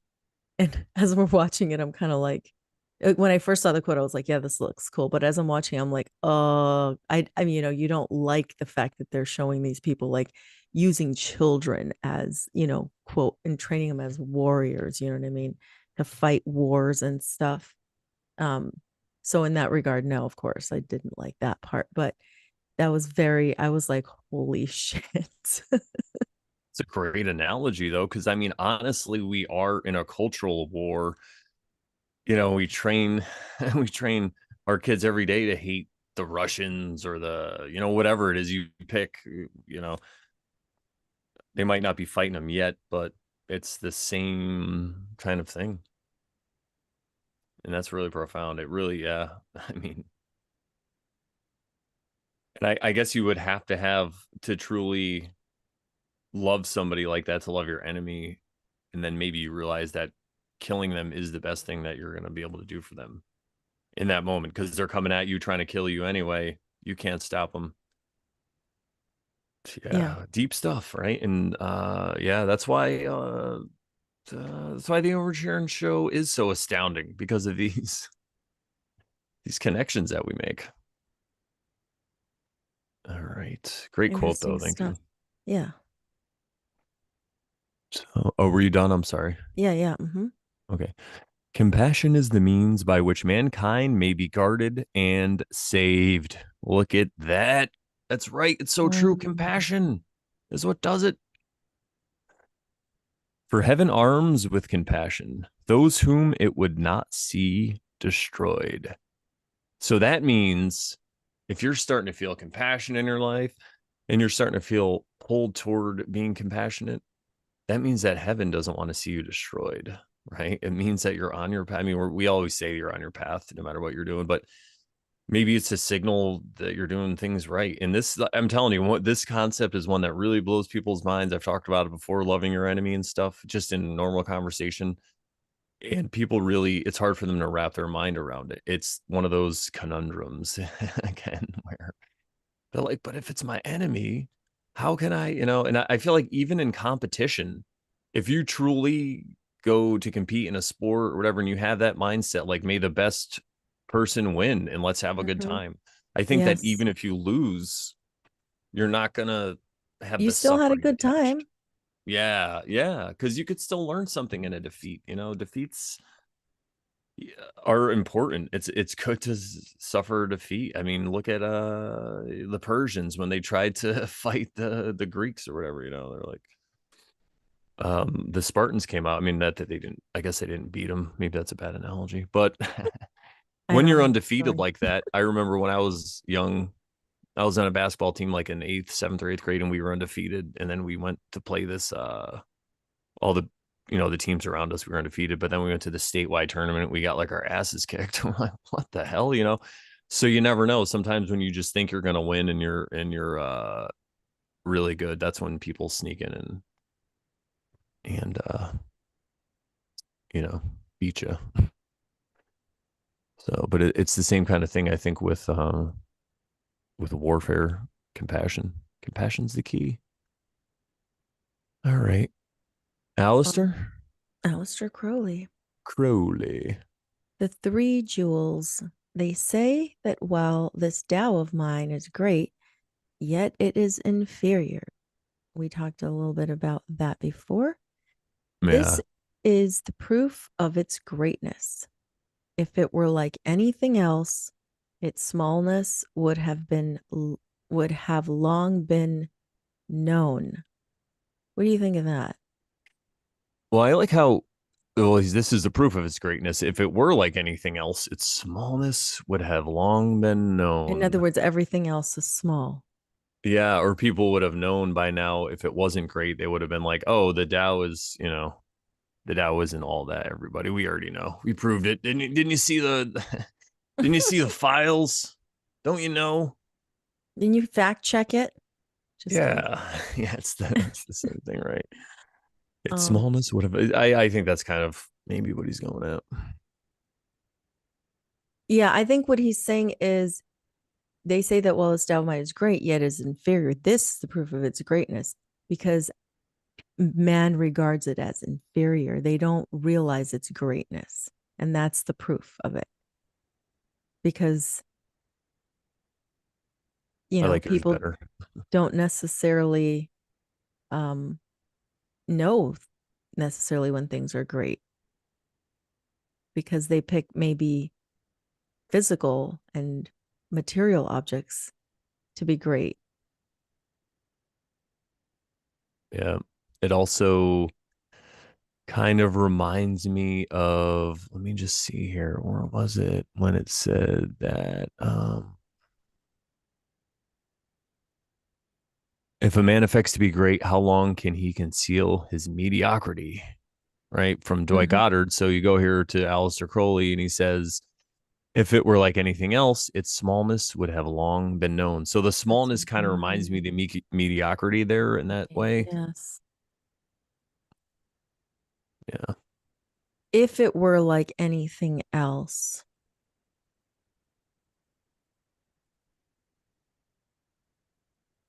Hmm.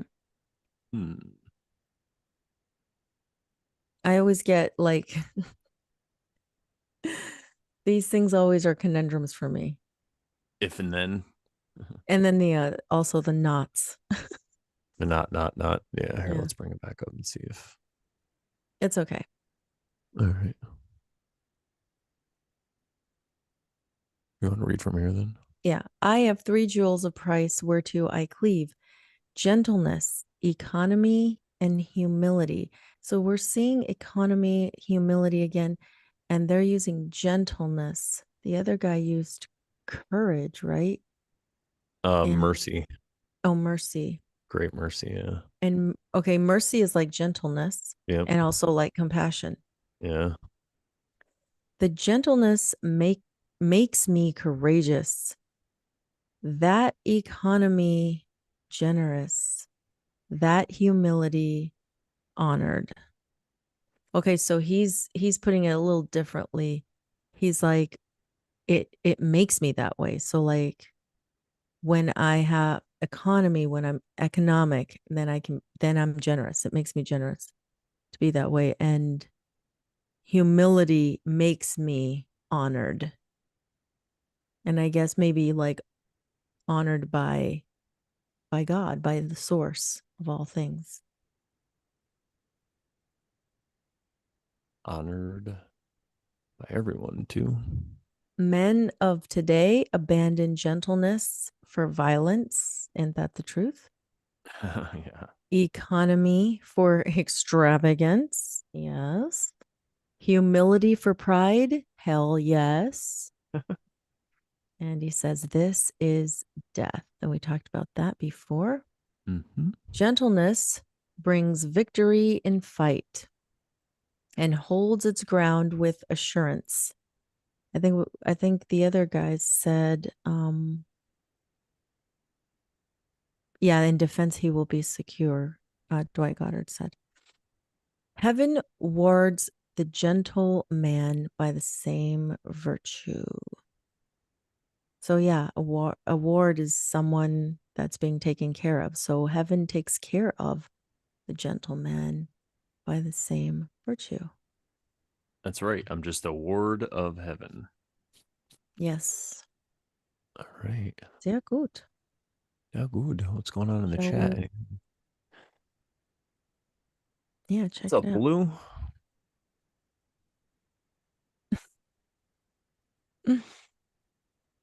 All right. Suffering defeat is a great way to connect with humility. Totally, Spoons. I was in prison praying for the guy next to me, no matter how hard he was. Blue. There you go.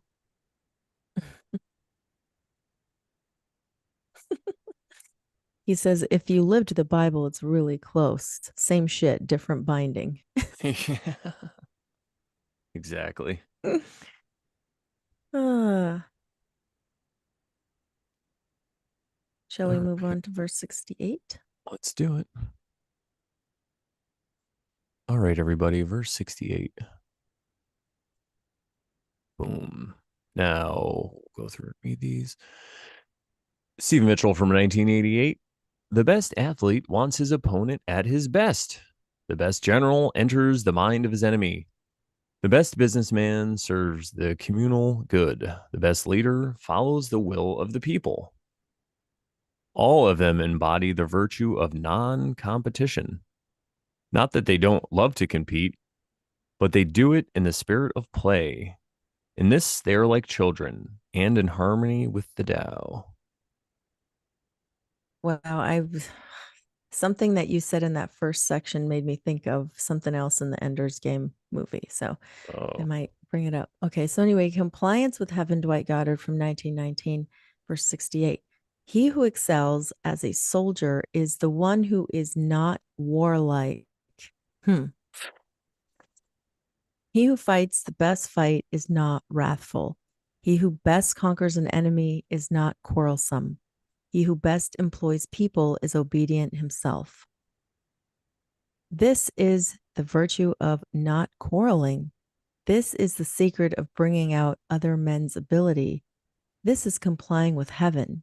Since of old, it is considered the greatest virtue day. oh. All right. Stan Rosenthal from 1984. Without desire. An effective warrior acts from the an effective warrior acts not from nihilistic anger, nor from desire to kill. He who wins should not be vengeful. An employer should have humility. If we wish for peace and unity, our dealings with our fellow man must be without desire for self advantage and carried out without contention. I can't believe Stan Rosenthal wrote like less than Aleister Crowley. I know. I was, I'm like, wow, he didn't expound upon that. Okay. yeah, it's so Aleister simple. Crowley from 1918, assimilating one's self to heaven. He who is skilled in war makes, I'm just going to read it like a normal person.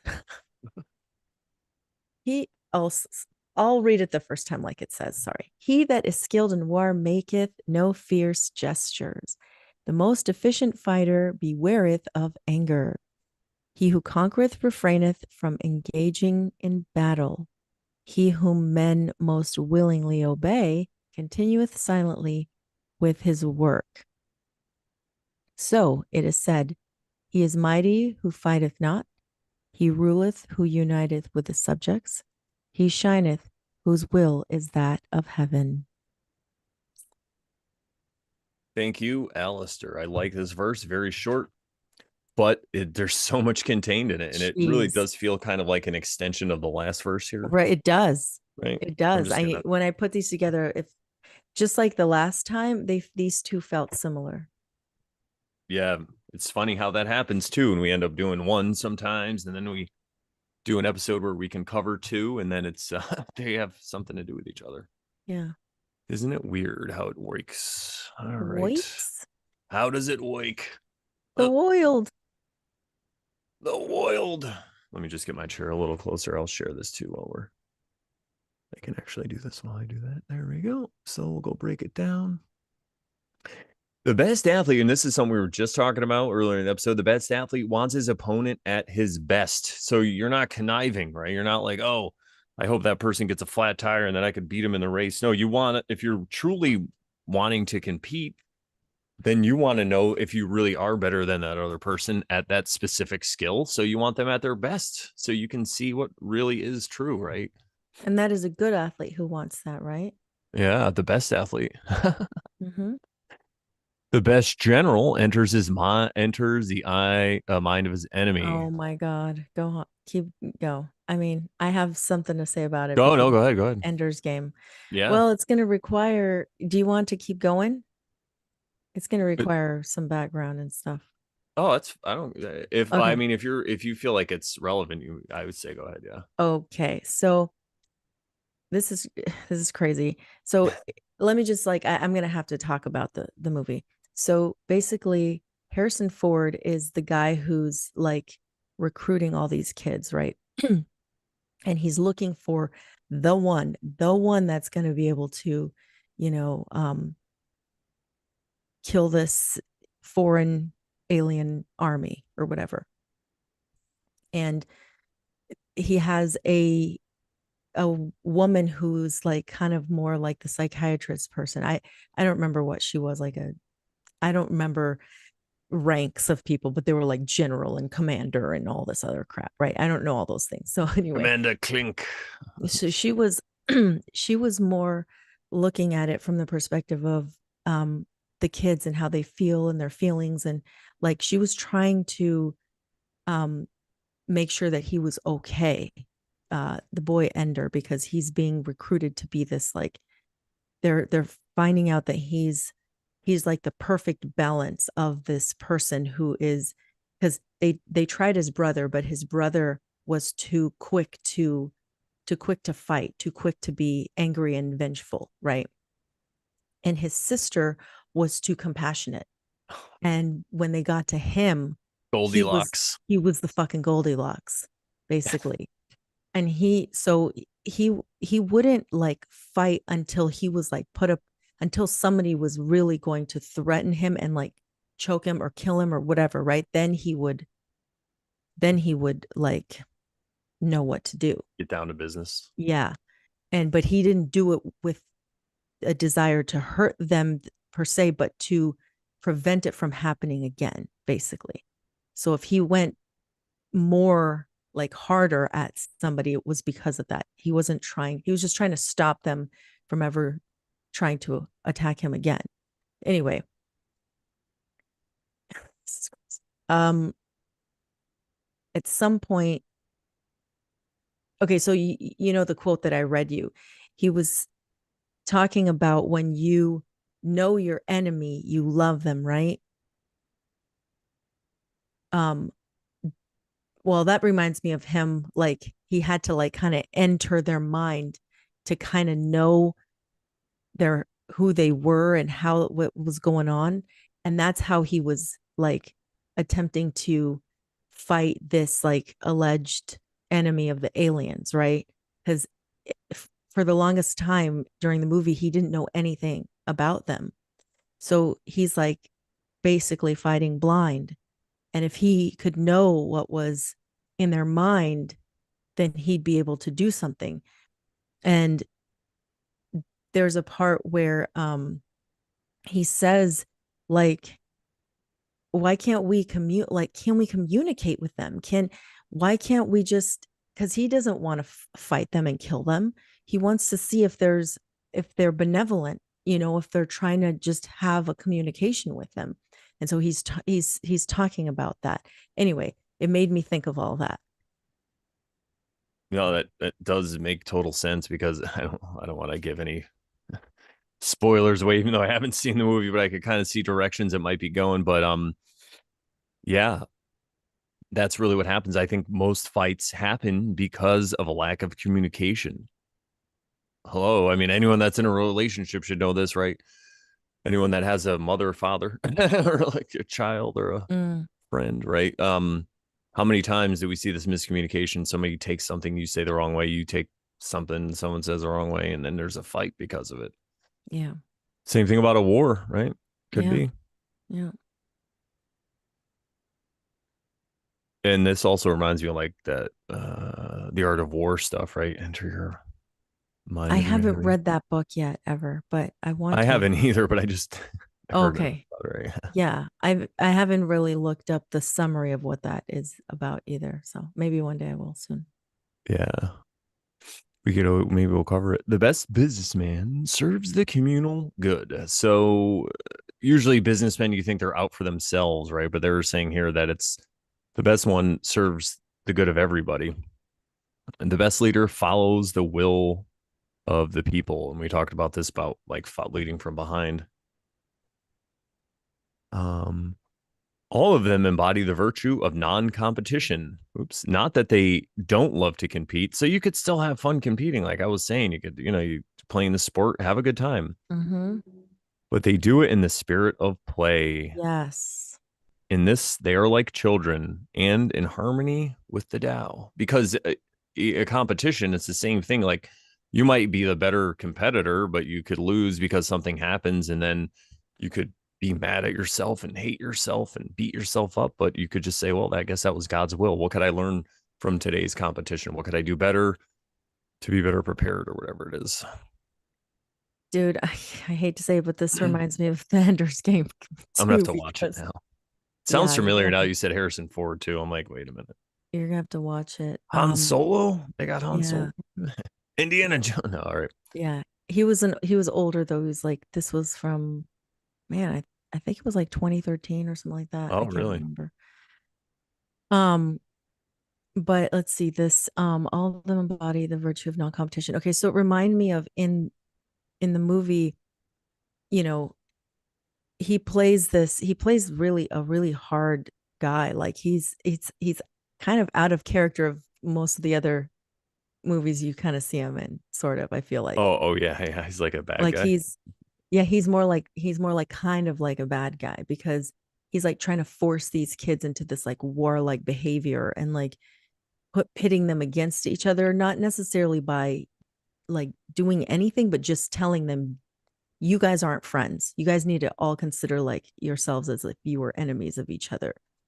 Um, so that whole concept of that non-competition thing, doing the spirit of play in the movie, these kids are in these like teams, and they learn they're in like a school of like training for fighting, or like fighting training or whatever they call it. And um instead of like teaching them like a little bit of camaraderie so that they can develop some good skills to like work with each other, it's almost like he pits them against each other, and like they have these little end up having these little cliques, and like, oh, and they're mean, they're mean to the kid Ender. They're just, um but he tries to be compassionate with them, with all of them whenever he can. and and they kind of start to see it. And so in the end, when he has a chance to work with them as a team and he leads that team, he shows them that camaraderie, that ability, that it's like not like a competition of sorts, but in the spirit, it's like this, in the spirit of play. And yeah, I don't want to spoil the movie, but Okay. it's like No, that I like that so very, far. interesting it how it plays out. and it makes sense too if you think about it. So all these kids are giving him a hard time, right? They keep busting his balls and picking on him, and he's not affected by it. So what does that tell them subconsciously? This guy's going to be a fucking great leader because nothing frazzles him, and he still has compassion for Yeah. me. Because if people in our sleep, we know what's right, and when we're picking on people and shit, we know some part of us knows that that's not wrong, that's not right, and it's wrong. And if this person still doesn't lose their center and they show compassion, then to the person who's picking on them, they're just like, they don't know how to handle it, and then eventually that's exactly what happens. I think that's how I end up becoming the leader of everything. Like people want me to join their groups. I'm like, I think I'm going to become the leader, though. I don't even want to be. And I think that's what it is. And to take that as above, so below principle, if you could do that when people pick on you, but then when the universe fucks with you, right? Or whatever, God, or you see a certain set of challenges, if you treat them the same way with compassion and overcome them, don't you think the universe then will align with you more? You'll be a leader, maybe not of the universe, but you know what I mean? Like more of a leader in that respect. So Yeah. I I like this verse because of the non-competition thing, because I've always disliked it. It's always been like, ew, icky to me, that, oh, we won, we're better, you lost, you're a loser. Um, there's a reason why, you know, people started to like award the people who were like third and fourth and fifth and sixth place. And you know what I yeah, mean? Like because of this icky feeling of like, oh, you're a loser. You know what I mean? It's yeah, it's not a good feeling or spirit. exactly. And people get mad because they're like, oh, these days you just get a participation trophy, like Yeah. there's no Yeah. competition. Yeah. But I understand that too, and I Yeah. get I that. understand But both sides. in the true, again, it's like, is one side right or is the other side right? And it's like, well, maybe there's another way. Maybe there's a way to Yeah. teach your children the Tao about competition, and Yeah. then they could still compete and get first place, but it won't crush the kids who are losing. You know what I'm saying? Like Uh-huh. it's Yeah. because it is a good way to find out Yeah. who's good at thing, to compete Yeah. and stuff like that. But I think and it's like anything else, right? You have like in this country, you have the left and the right. You got to pick one.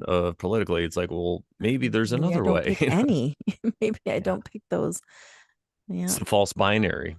Yes. There was something like that in the movie too, the Ender's Game movie. Have you ever seen Ender's Game? All right, well, maybe we'll see it then. Yeah, it's a good one. We'll check it out. Harrison I mean, Ford. it just because of all these concepts, I was like, oh my God, this is crazy.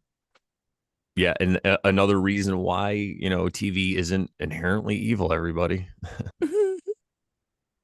You can watch with new eyes. Hmm. Is it my turn? Yeah, I think so. We're on Dwight Goddard. Yep. Dwight Goddard, 1919, Compliance with Heaven. He who excels as a soldier is the one who is not warlike. Now, that reminds me of Ender, the kid, because he was not like that. And that's why he was chosen. And Harrison Ford kept like being like, this is the one, this is the kid, because, look at what he's doing. Anyway, he who fights the best fight is not wrathful. Yeah, because he wasn't doing it with wrath like his brother would have done in the movie. Yeah, and Um, you can even say, he who excels as a soldier is the one who is not warlike, which because people who make war their profession and they're like professional soldiers are always looking to fight. It's like when you have a hammer, everything looks like nails. You want to nail everything down. It's the same thing. So if you're just a normal person, a balanced warrior actually would be that it doesn't, you have other tools on your belt other than just a hammer to nail down nails. You have compassion. You can talk, like you were saying. Like if you're a great warrior, you can talk your way out of a situation in a war. The best way to win a war is to just avoid it. Mm-hmm. Nobody wins in a war, you know. So, but again, if it's a defensive war, and what are you going to do? You got to defend your land sometimes. But words are always I think that's kind of what they're getting at. Like you said, with the rage, and this is what we talk about all the time with the rage squirting. He who fights best is not wrathful, right? You're not doing it Mm-hmm. because you're all pissed off and you're like, right? No, Mm-hmm. because what does that do? That blinds you. That anger and wrath will blind you to the enemy behind you that's about to take you out because you're beating his friend, but you have tunnel vision Mm. because you're in that anger and rage, right? So, Yep. and I don't know if they talk about this in the Tao, but this is something we've talked about.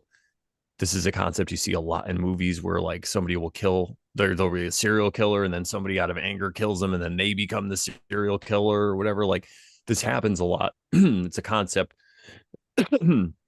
And I think the remedy to that is to not do it, being, not to be wrathful, to have compassion. Because if you understand why this person's a serial killer, but yet you still have to kill him, then you're not going to become a serial killer because you realize the path that they went down and Like you have Dexter. compassion.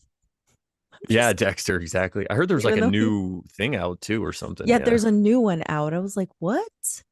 So Yeah, bizarre. because Like when he was yeah. young or something. Yeah, it's a prequel. Yeah, because Oh, there's ones now. There's another one out that came out a few years ago where him and his son are like on the high or hiding out somewhere or whatever. oh wow.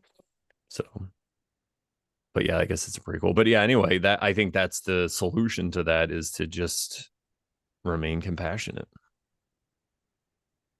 Yep. All right. He who best conquers an enemy is not quarrelsome. He who best employs Exactly. people is obedient himself. Well, I mean, I don't know what there is to say about Yeah. that. We've been beating it up pretty much. Yeah. The quarreling is like, yeah, it's like there's no end. There's no end to a quarrel. Yeah, exactly. Right. You're not quarrelsome. You're not fighting because you're all pissed off. And then, like you said, there is no end to it. There isn't. There's always something about, there's always something. And When words fail, you take the S at the end of words and you put it in the beginning and it becomes sword. It's like the swords come out. So you want to prevent that. mm, yeah. So do you have Oh, anything to say about he who best employs people is obedient himself?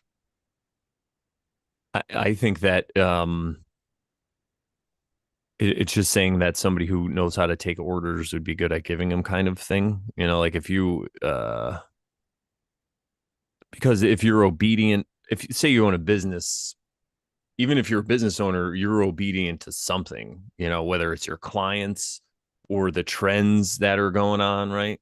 Mm-hmm. So if you can be obedient to what's going on around you and kind of go with the flow, then you could better lead people and have people under you. And you could just even say the simple physical form is like I said, if you can take orders well and you know how to carry them out, then you'll probably be better at giving the orders.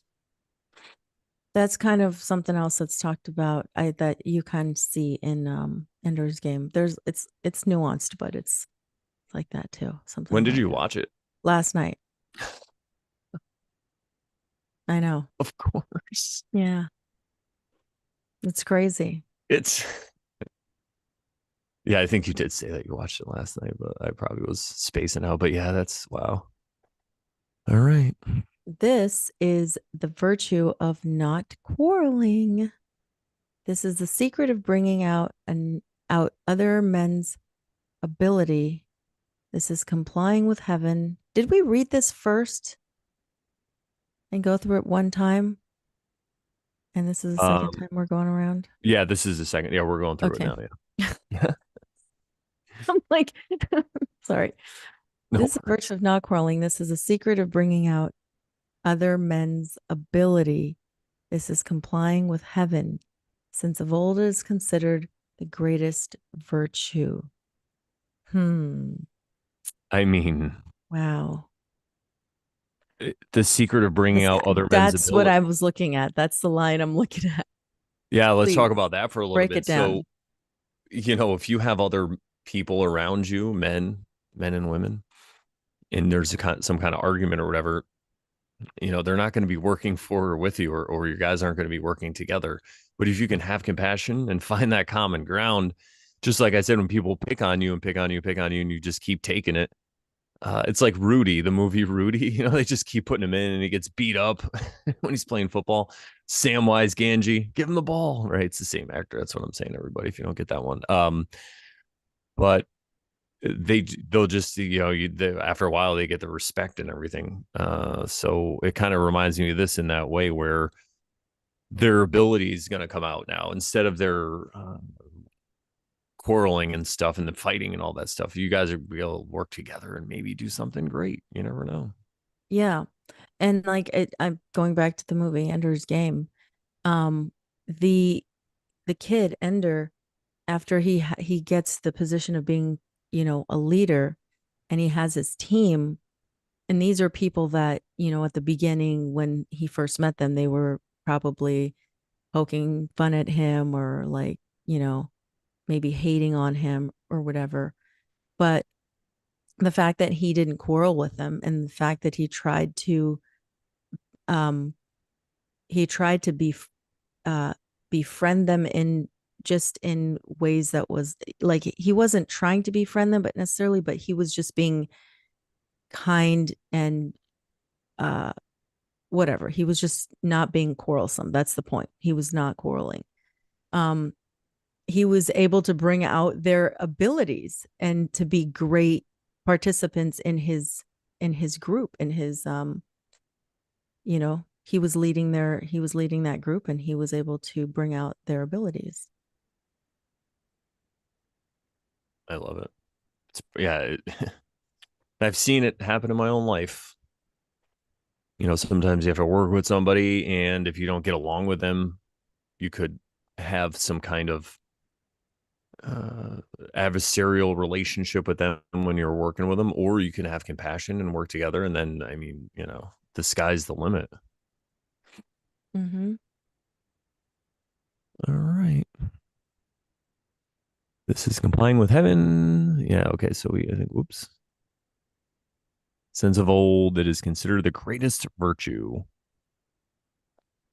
All And what do you right. think it's saying? Remember. Not quarreling is a yeah, Yeah. yeah, I not think that, quarreling is the greatest virtue. yeah. Yeah. Wow, that's crazy. And before we move on, I'll say it again too about quarreling. Because think about it, everybody that's listening, like when you woke up to certain truths and things, and you try to tell other people about it, and you end up in these fights and these quarrels, Yeah, and then, yeah. I know how I was kind of like a purity Nazi, right? Where it's like people are like, oh, and I'm like, oh, well, do you do this though? Oh, you eat Do beef you that doesn't have even hormones, but is it grass fed? Like, do are your you cows even even grass happy? fed?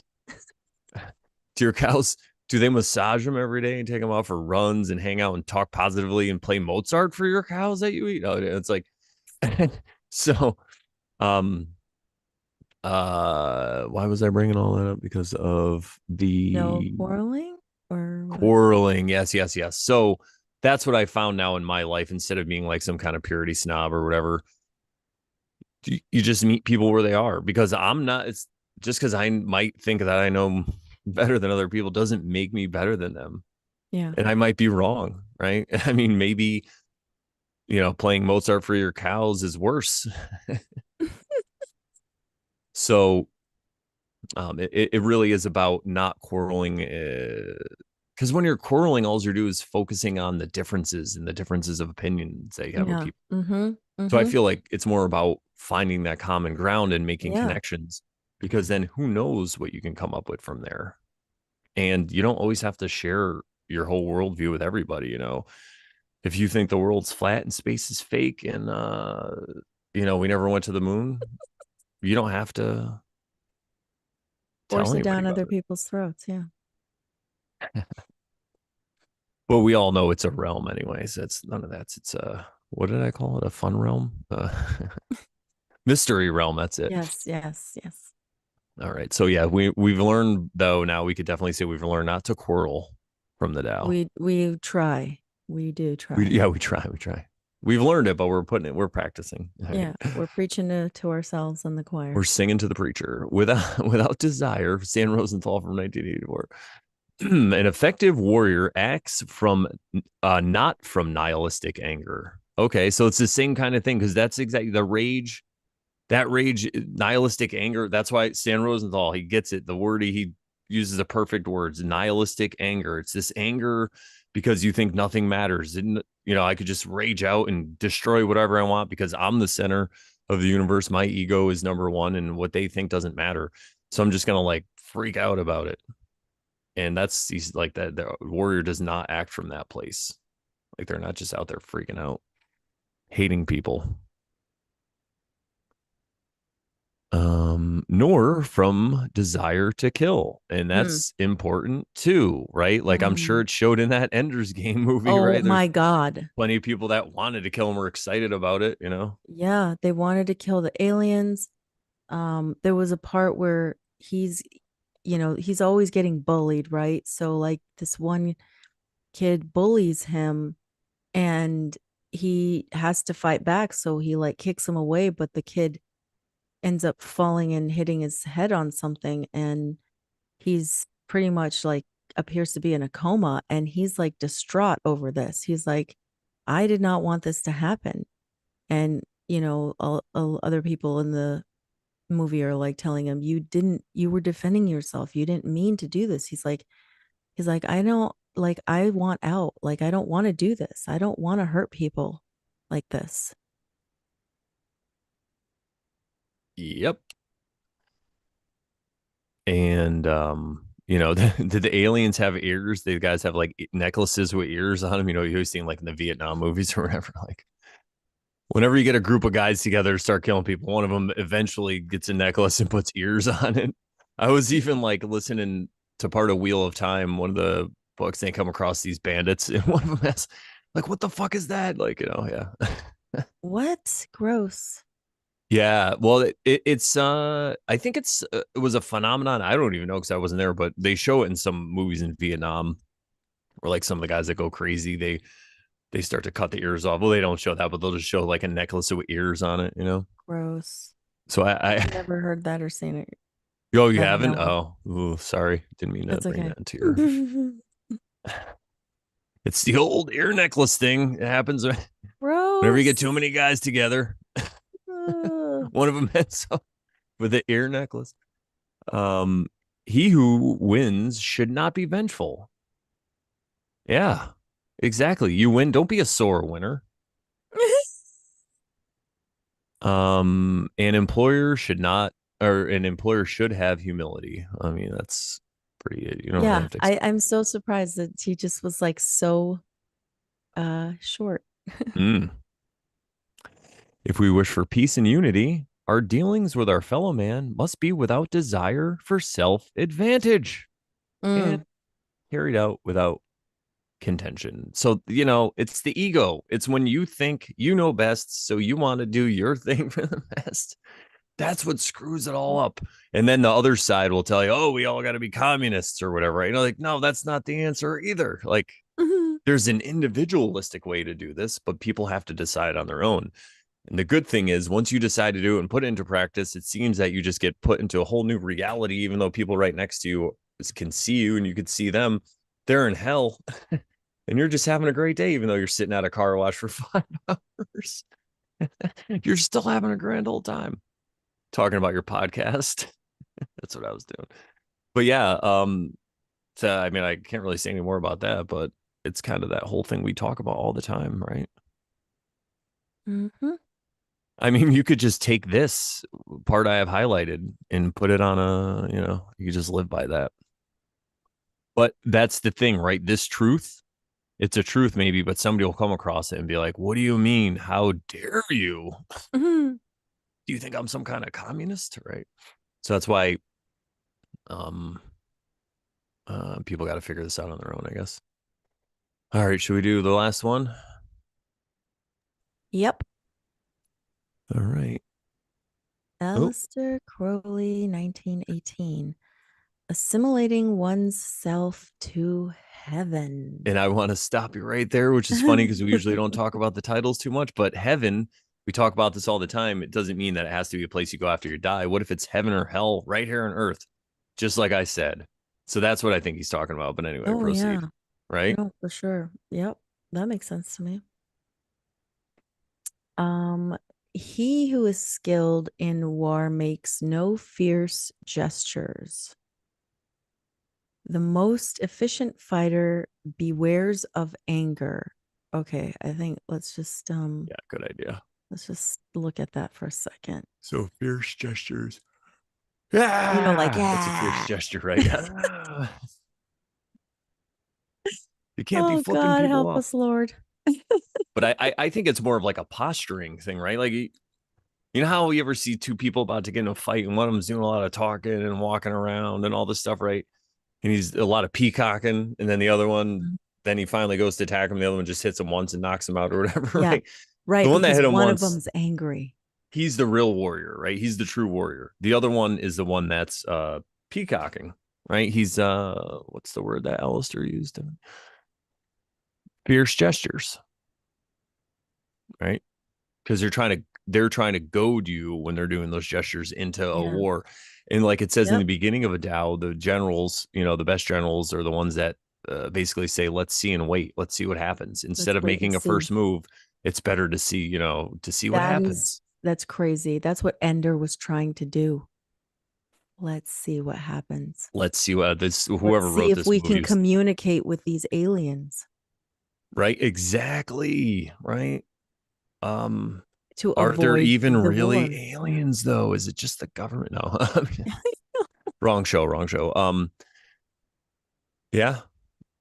Yeah. And I mean, let's see. I think I lost my fierce gestures. Yeah, and then like he says, most efficient fighter bewareth of anger. It's Yeah. like we were saying earlier. Yeah, Yeah. So, like the one who is grounded and not doing the fierce gesture thing, he's bewaring of the anger, not only in the other guy, but in him too. Like great point. he's like, beware of the other guy, right? Because if he's showing anger, well, you'll easily knock him down probably because he's already, his mind is already chaos. So he'll be easy to knock out. But beware of that.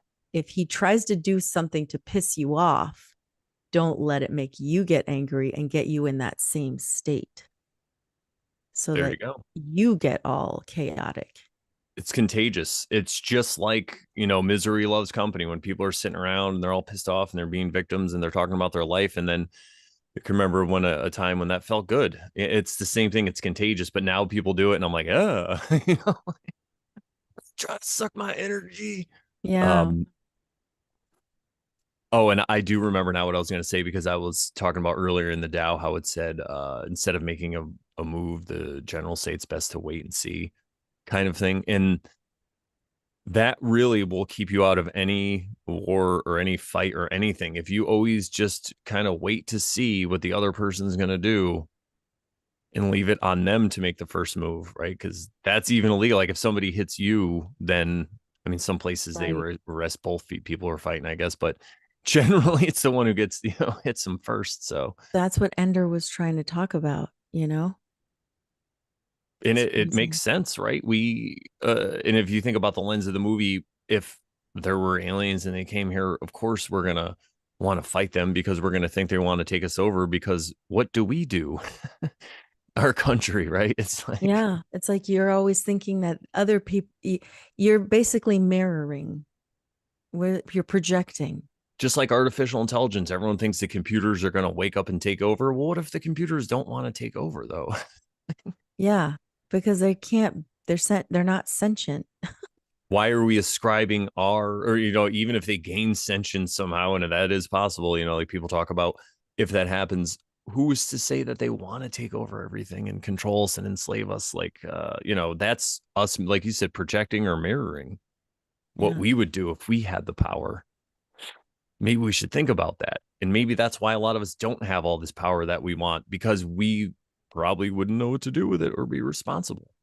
So I think that's why also when you have this death and you rebuild yourself up, you become more worthy of more power. And like even Ram Dass was saying, you get these powers or cities or whatever they are, and you let them go as you get them. And that's how you ascend even higher. So then you know that you have this power to like, be a stone and be balanced no matter what anyone says. But instead of being like bragging about it and be like, I'm the best, no matter what you say, I can, no, you just be humble and then you're on to the next level of whatever it is, whatever other power. And maybe one day you could start a fire with a piece of paper or levitate. I don't know. Cities, powers. Hmm. All right. What else does Aleister have to say? He who conquereth. Oh, wait, let me read it like a normal person, like a modern English. Sorry. He who conquers refrains. He who conquers refrains from engaging in battle. Ooh. Yeah. And what's the battle, right? So even if you're fighting a war, technically you don't have to be engaged in this battle. The battle is the quarrel, right? It's that mental thing where you think that the all you could do is reach out with your fists or weapons to get your sides, prove your side's point or whatever it is. And he's saying that no, that's not how you win battles. Hmm. Wait. Oh no, that's not. Sorry. If you want to conquer, you don't engage in battle. And I mean, a lot of the best conquerors throughout history that the history we've been told, use psychological warfare. Like Genghis Khan was huge, and he would just talk the other people into joining him. He's like, "Listen, do you want to just get slaughtered, or you want to join us?" So all right. He whom men most willingly obey continueth silently with his work. Yeah, they're not Oh, boastful, right? he continues silently with his work. Yeah. They're not boastful. They're not like out there trying to tell people what to do. You're just doing your job. You're just there doing your thing. And like we said, people are going to follow you and you're going to end up being the leader. Yeah. Like Ender. Like Ender. So it is said, he is mighty who fights not. He he rules, he rules who unites with his subjects. In other words, let me paraphrase or rephrase. Um, the man who unites with his subjects is the one who rules. And he shines whose will is that of heaven. So the man whose will is of heaven shines, or the woman, the man or the woman whose There you will is go. of heaven Here I'm shines. gonna we have a special guest appearance. It's Thumper, everybody. He'll get on my shoulders. He, Oh, he just hangs out over Thumper. here. It's so cute. Ow. That's the He's boy getting cat, some really right? good traction. I always say that. I'm like, you don't need daddy traction. I'm like, you don't need traction on me. I okay. There we go. It's better. I have a different one that I usually wear. It's thicker, but this one's nice. All right. His claws went through. A little, yeah, yeah. That's all right though. Don't ruin my Pendleton. Yep. So there it is, everybody. I mean, it's short and sweet. This. Whoa, he wants to get down. All right, go ahead, buddy. Go ahead. Oh, read them. Short and sweet, to the point. But this whole thing of non-competition, I mean, it really is like a game Yeah. changer, Oh, yeah. right? And it's funny because they lay down in all these other verses that we've read. Go back and check out all the episodes, everybody, in our playlist, our Tao Te Ching over series playlist. Excuse me. It really sets the stage for this nice, simple little verse 68. So awesome. What's going on in the chat? Who's still here? We still got people hanging out. Yeah, we still got All people. right. Blue Cool. Spoons, John. I don't know who It's like else. we still have 8 people in our Maybe chat. Tony, maybe Cody. I can't tell. Cool. They haven't Hope you written it. guys enjoyed this episode. Thanks for hanging out all the way to the end. We don't usually do as much chat participation when we're doing the Tao series or whatever. But thanks for hanging out anyway, and we really do appreciate. I mean, I read everyone. It's always hard to. Sometimes it's hard to respond when the episode's going, but we appreciate all the love and support in there. And remember, more laws, more problems.com is the website. Go there, click on the Oversharing tab. There's plenty of ways to support us there and to follow us to find our audio podcast. It's all right there. Make sure you shave your head and join our cult. I'm going to stop saying that. Someone's going to do it. All right. Don't put us on a pedestal is what we're really saying, everybody. That's the key. I mean, if you want to, you're just going to see us fall. That's all. Yeah. If you're going to do that, then you'll just be warned. Yeah, you're going to love us. And then we're going to say something one day and you're going to be like, how dare they? Yeah. And maybe there's people who aren't watching right now because that's happened. Yeah, probably. So, But we know who our but true, God our bless tried and true. everyone. Yeah. There's some people though. I don't, we could say whatever and they would still listen to us, which is great. We love you guys. Well, maybe not. I mean, if we really started like changing our guys were wrong. Where you have to fear is not the mind killer. No. So yeah, I guess we can wrap this episode up then. I just want to see if there's anything else in the chat. People just hanging out saying bye. Let's see. The greatest pyramid scheme. That's right. Make sure you join our pyramid scheme here at the Oversharing Show. Yes, yes. This is a pyramid where we actually show you a pyramid. See right here. There's a pyramid right there with a light in it. So you could see the pyramid and join the scheme at morelawsmoreproblems.com. Click on the Oversharing tab and we'll get you signed up for the scheme. And it really is just to have compassion. That's the scheme, right? Is to try to cultivate compassion when it's hard to do. When someone's screaming at you or cutting you off in traffic or whatever. Hey, kitty. Or when your cat's yelling at you. That's the greatest pyramid scheme. That's right. All right. Well, what do we say to the good people, Sharon? That once you start oversharing, then you totally stop being a Karen. And, I know if you've listened to all our episodes, it probably really sounds like we're telling you how to live, but we're not telling you how to live or act. Yeah. We're just reminding you that we're all special, but that means that nobody's special too. So that's right. Have a great weekend, everybody. And Merry Christmas. Happy holidays. Yes. I'm sure we'll be around at some point, but we won't see you before Christmas Eve. So Merry Christmas, everybody, if that's what you're into, or, have fun. And remember what we said. If you're going to be now, you have a great chance to put it, all the stuff we talk about, all of us, Sharon, me, everyone listening, we all have a great opportunity if we're going to be talking to our family or friends or loved ones or whatever. To over put this Christmas stuff, lunch or dinner. Yeah, exactly. Christmas lunch or dinner. Or breakfast. Yeah, I think that's what I might be doing, like a Christmas brunch with my family. They do doughboys and all these things. So it'll be a lot of fun. So, like I said, try to focus on the common ground and see how it works out for you. And if it does, leave a comment below. Let us know. But all right, everybody, keep oversharing until next week. Have a great weekend and happy holidays and all that fun stuff. We'll see you soon. Happy holidays. Happy holidays. And singing happy holiday. There we go. I went to a Catholic school. I should know. I know all the religious ones. Well, the merry bells keep ringing. Happy holidays. To you.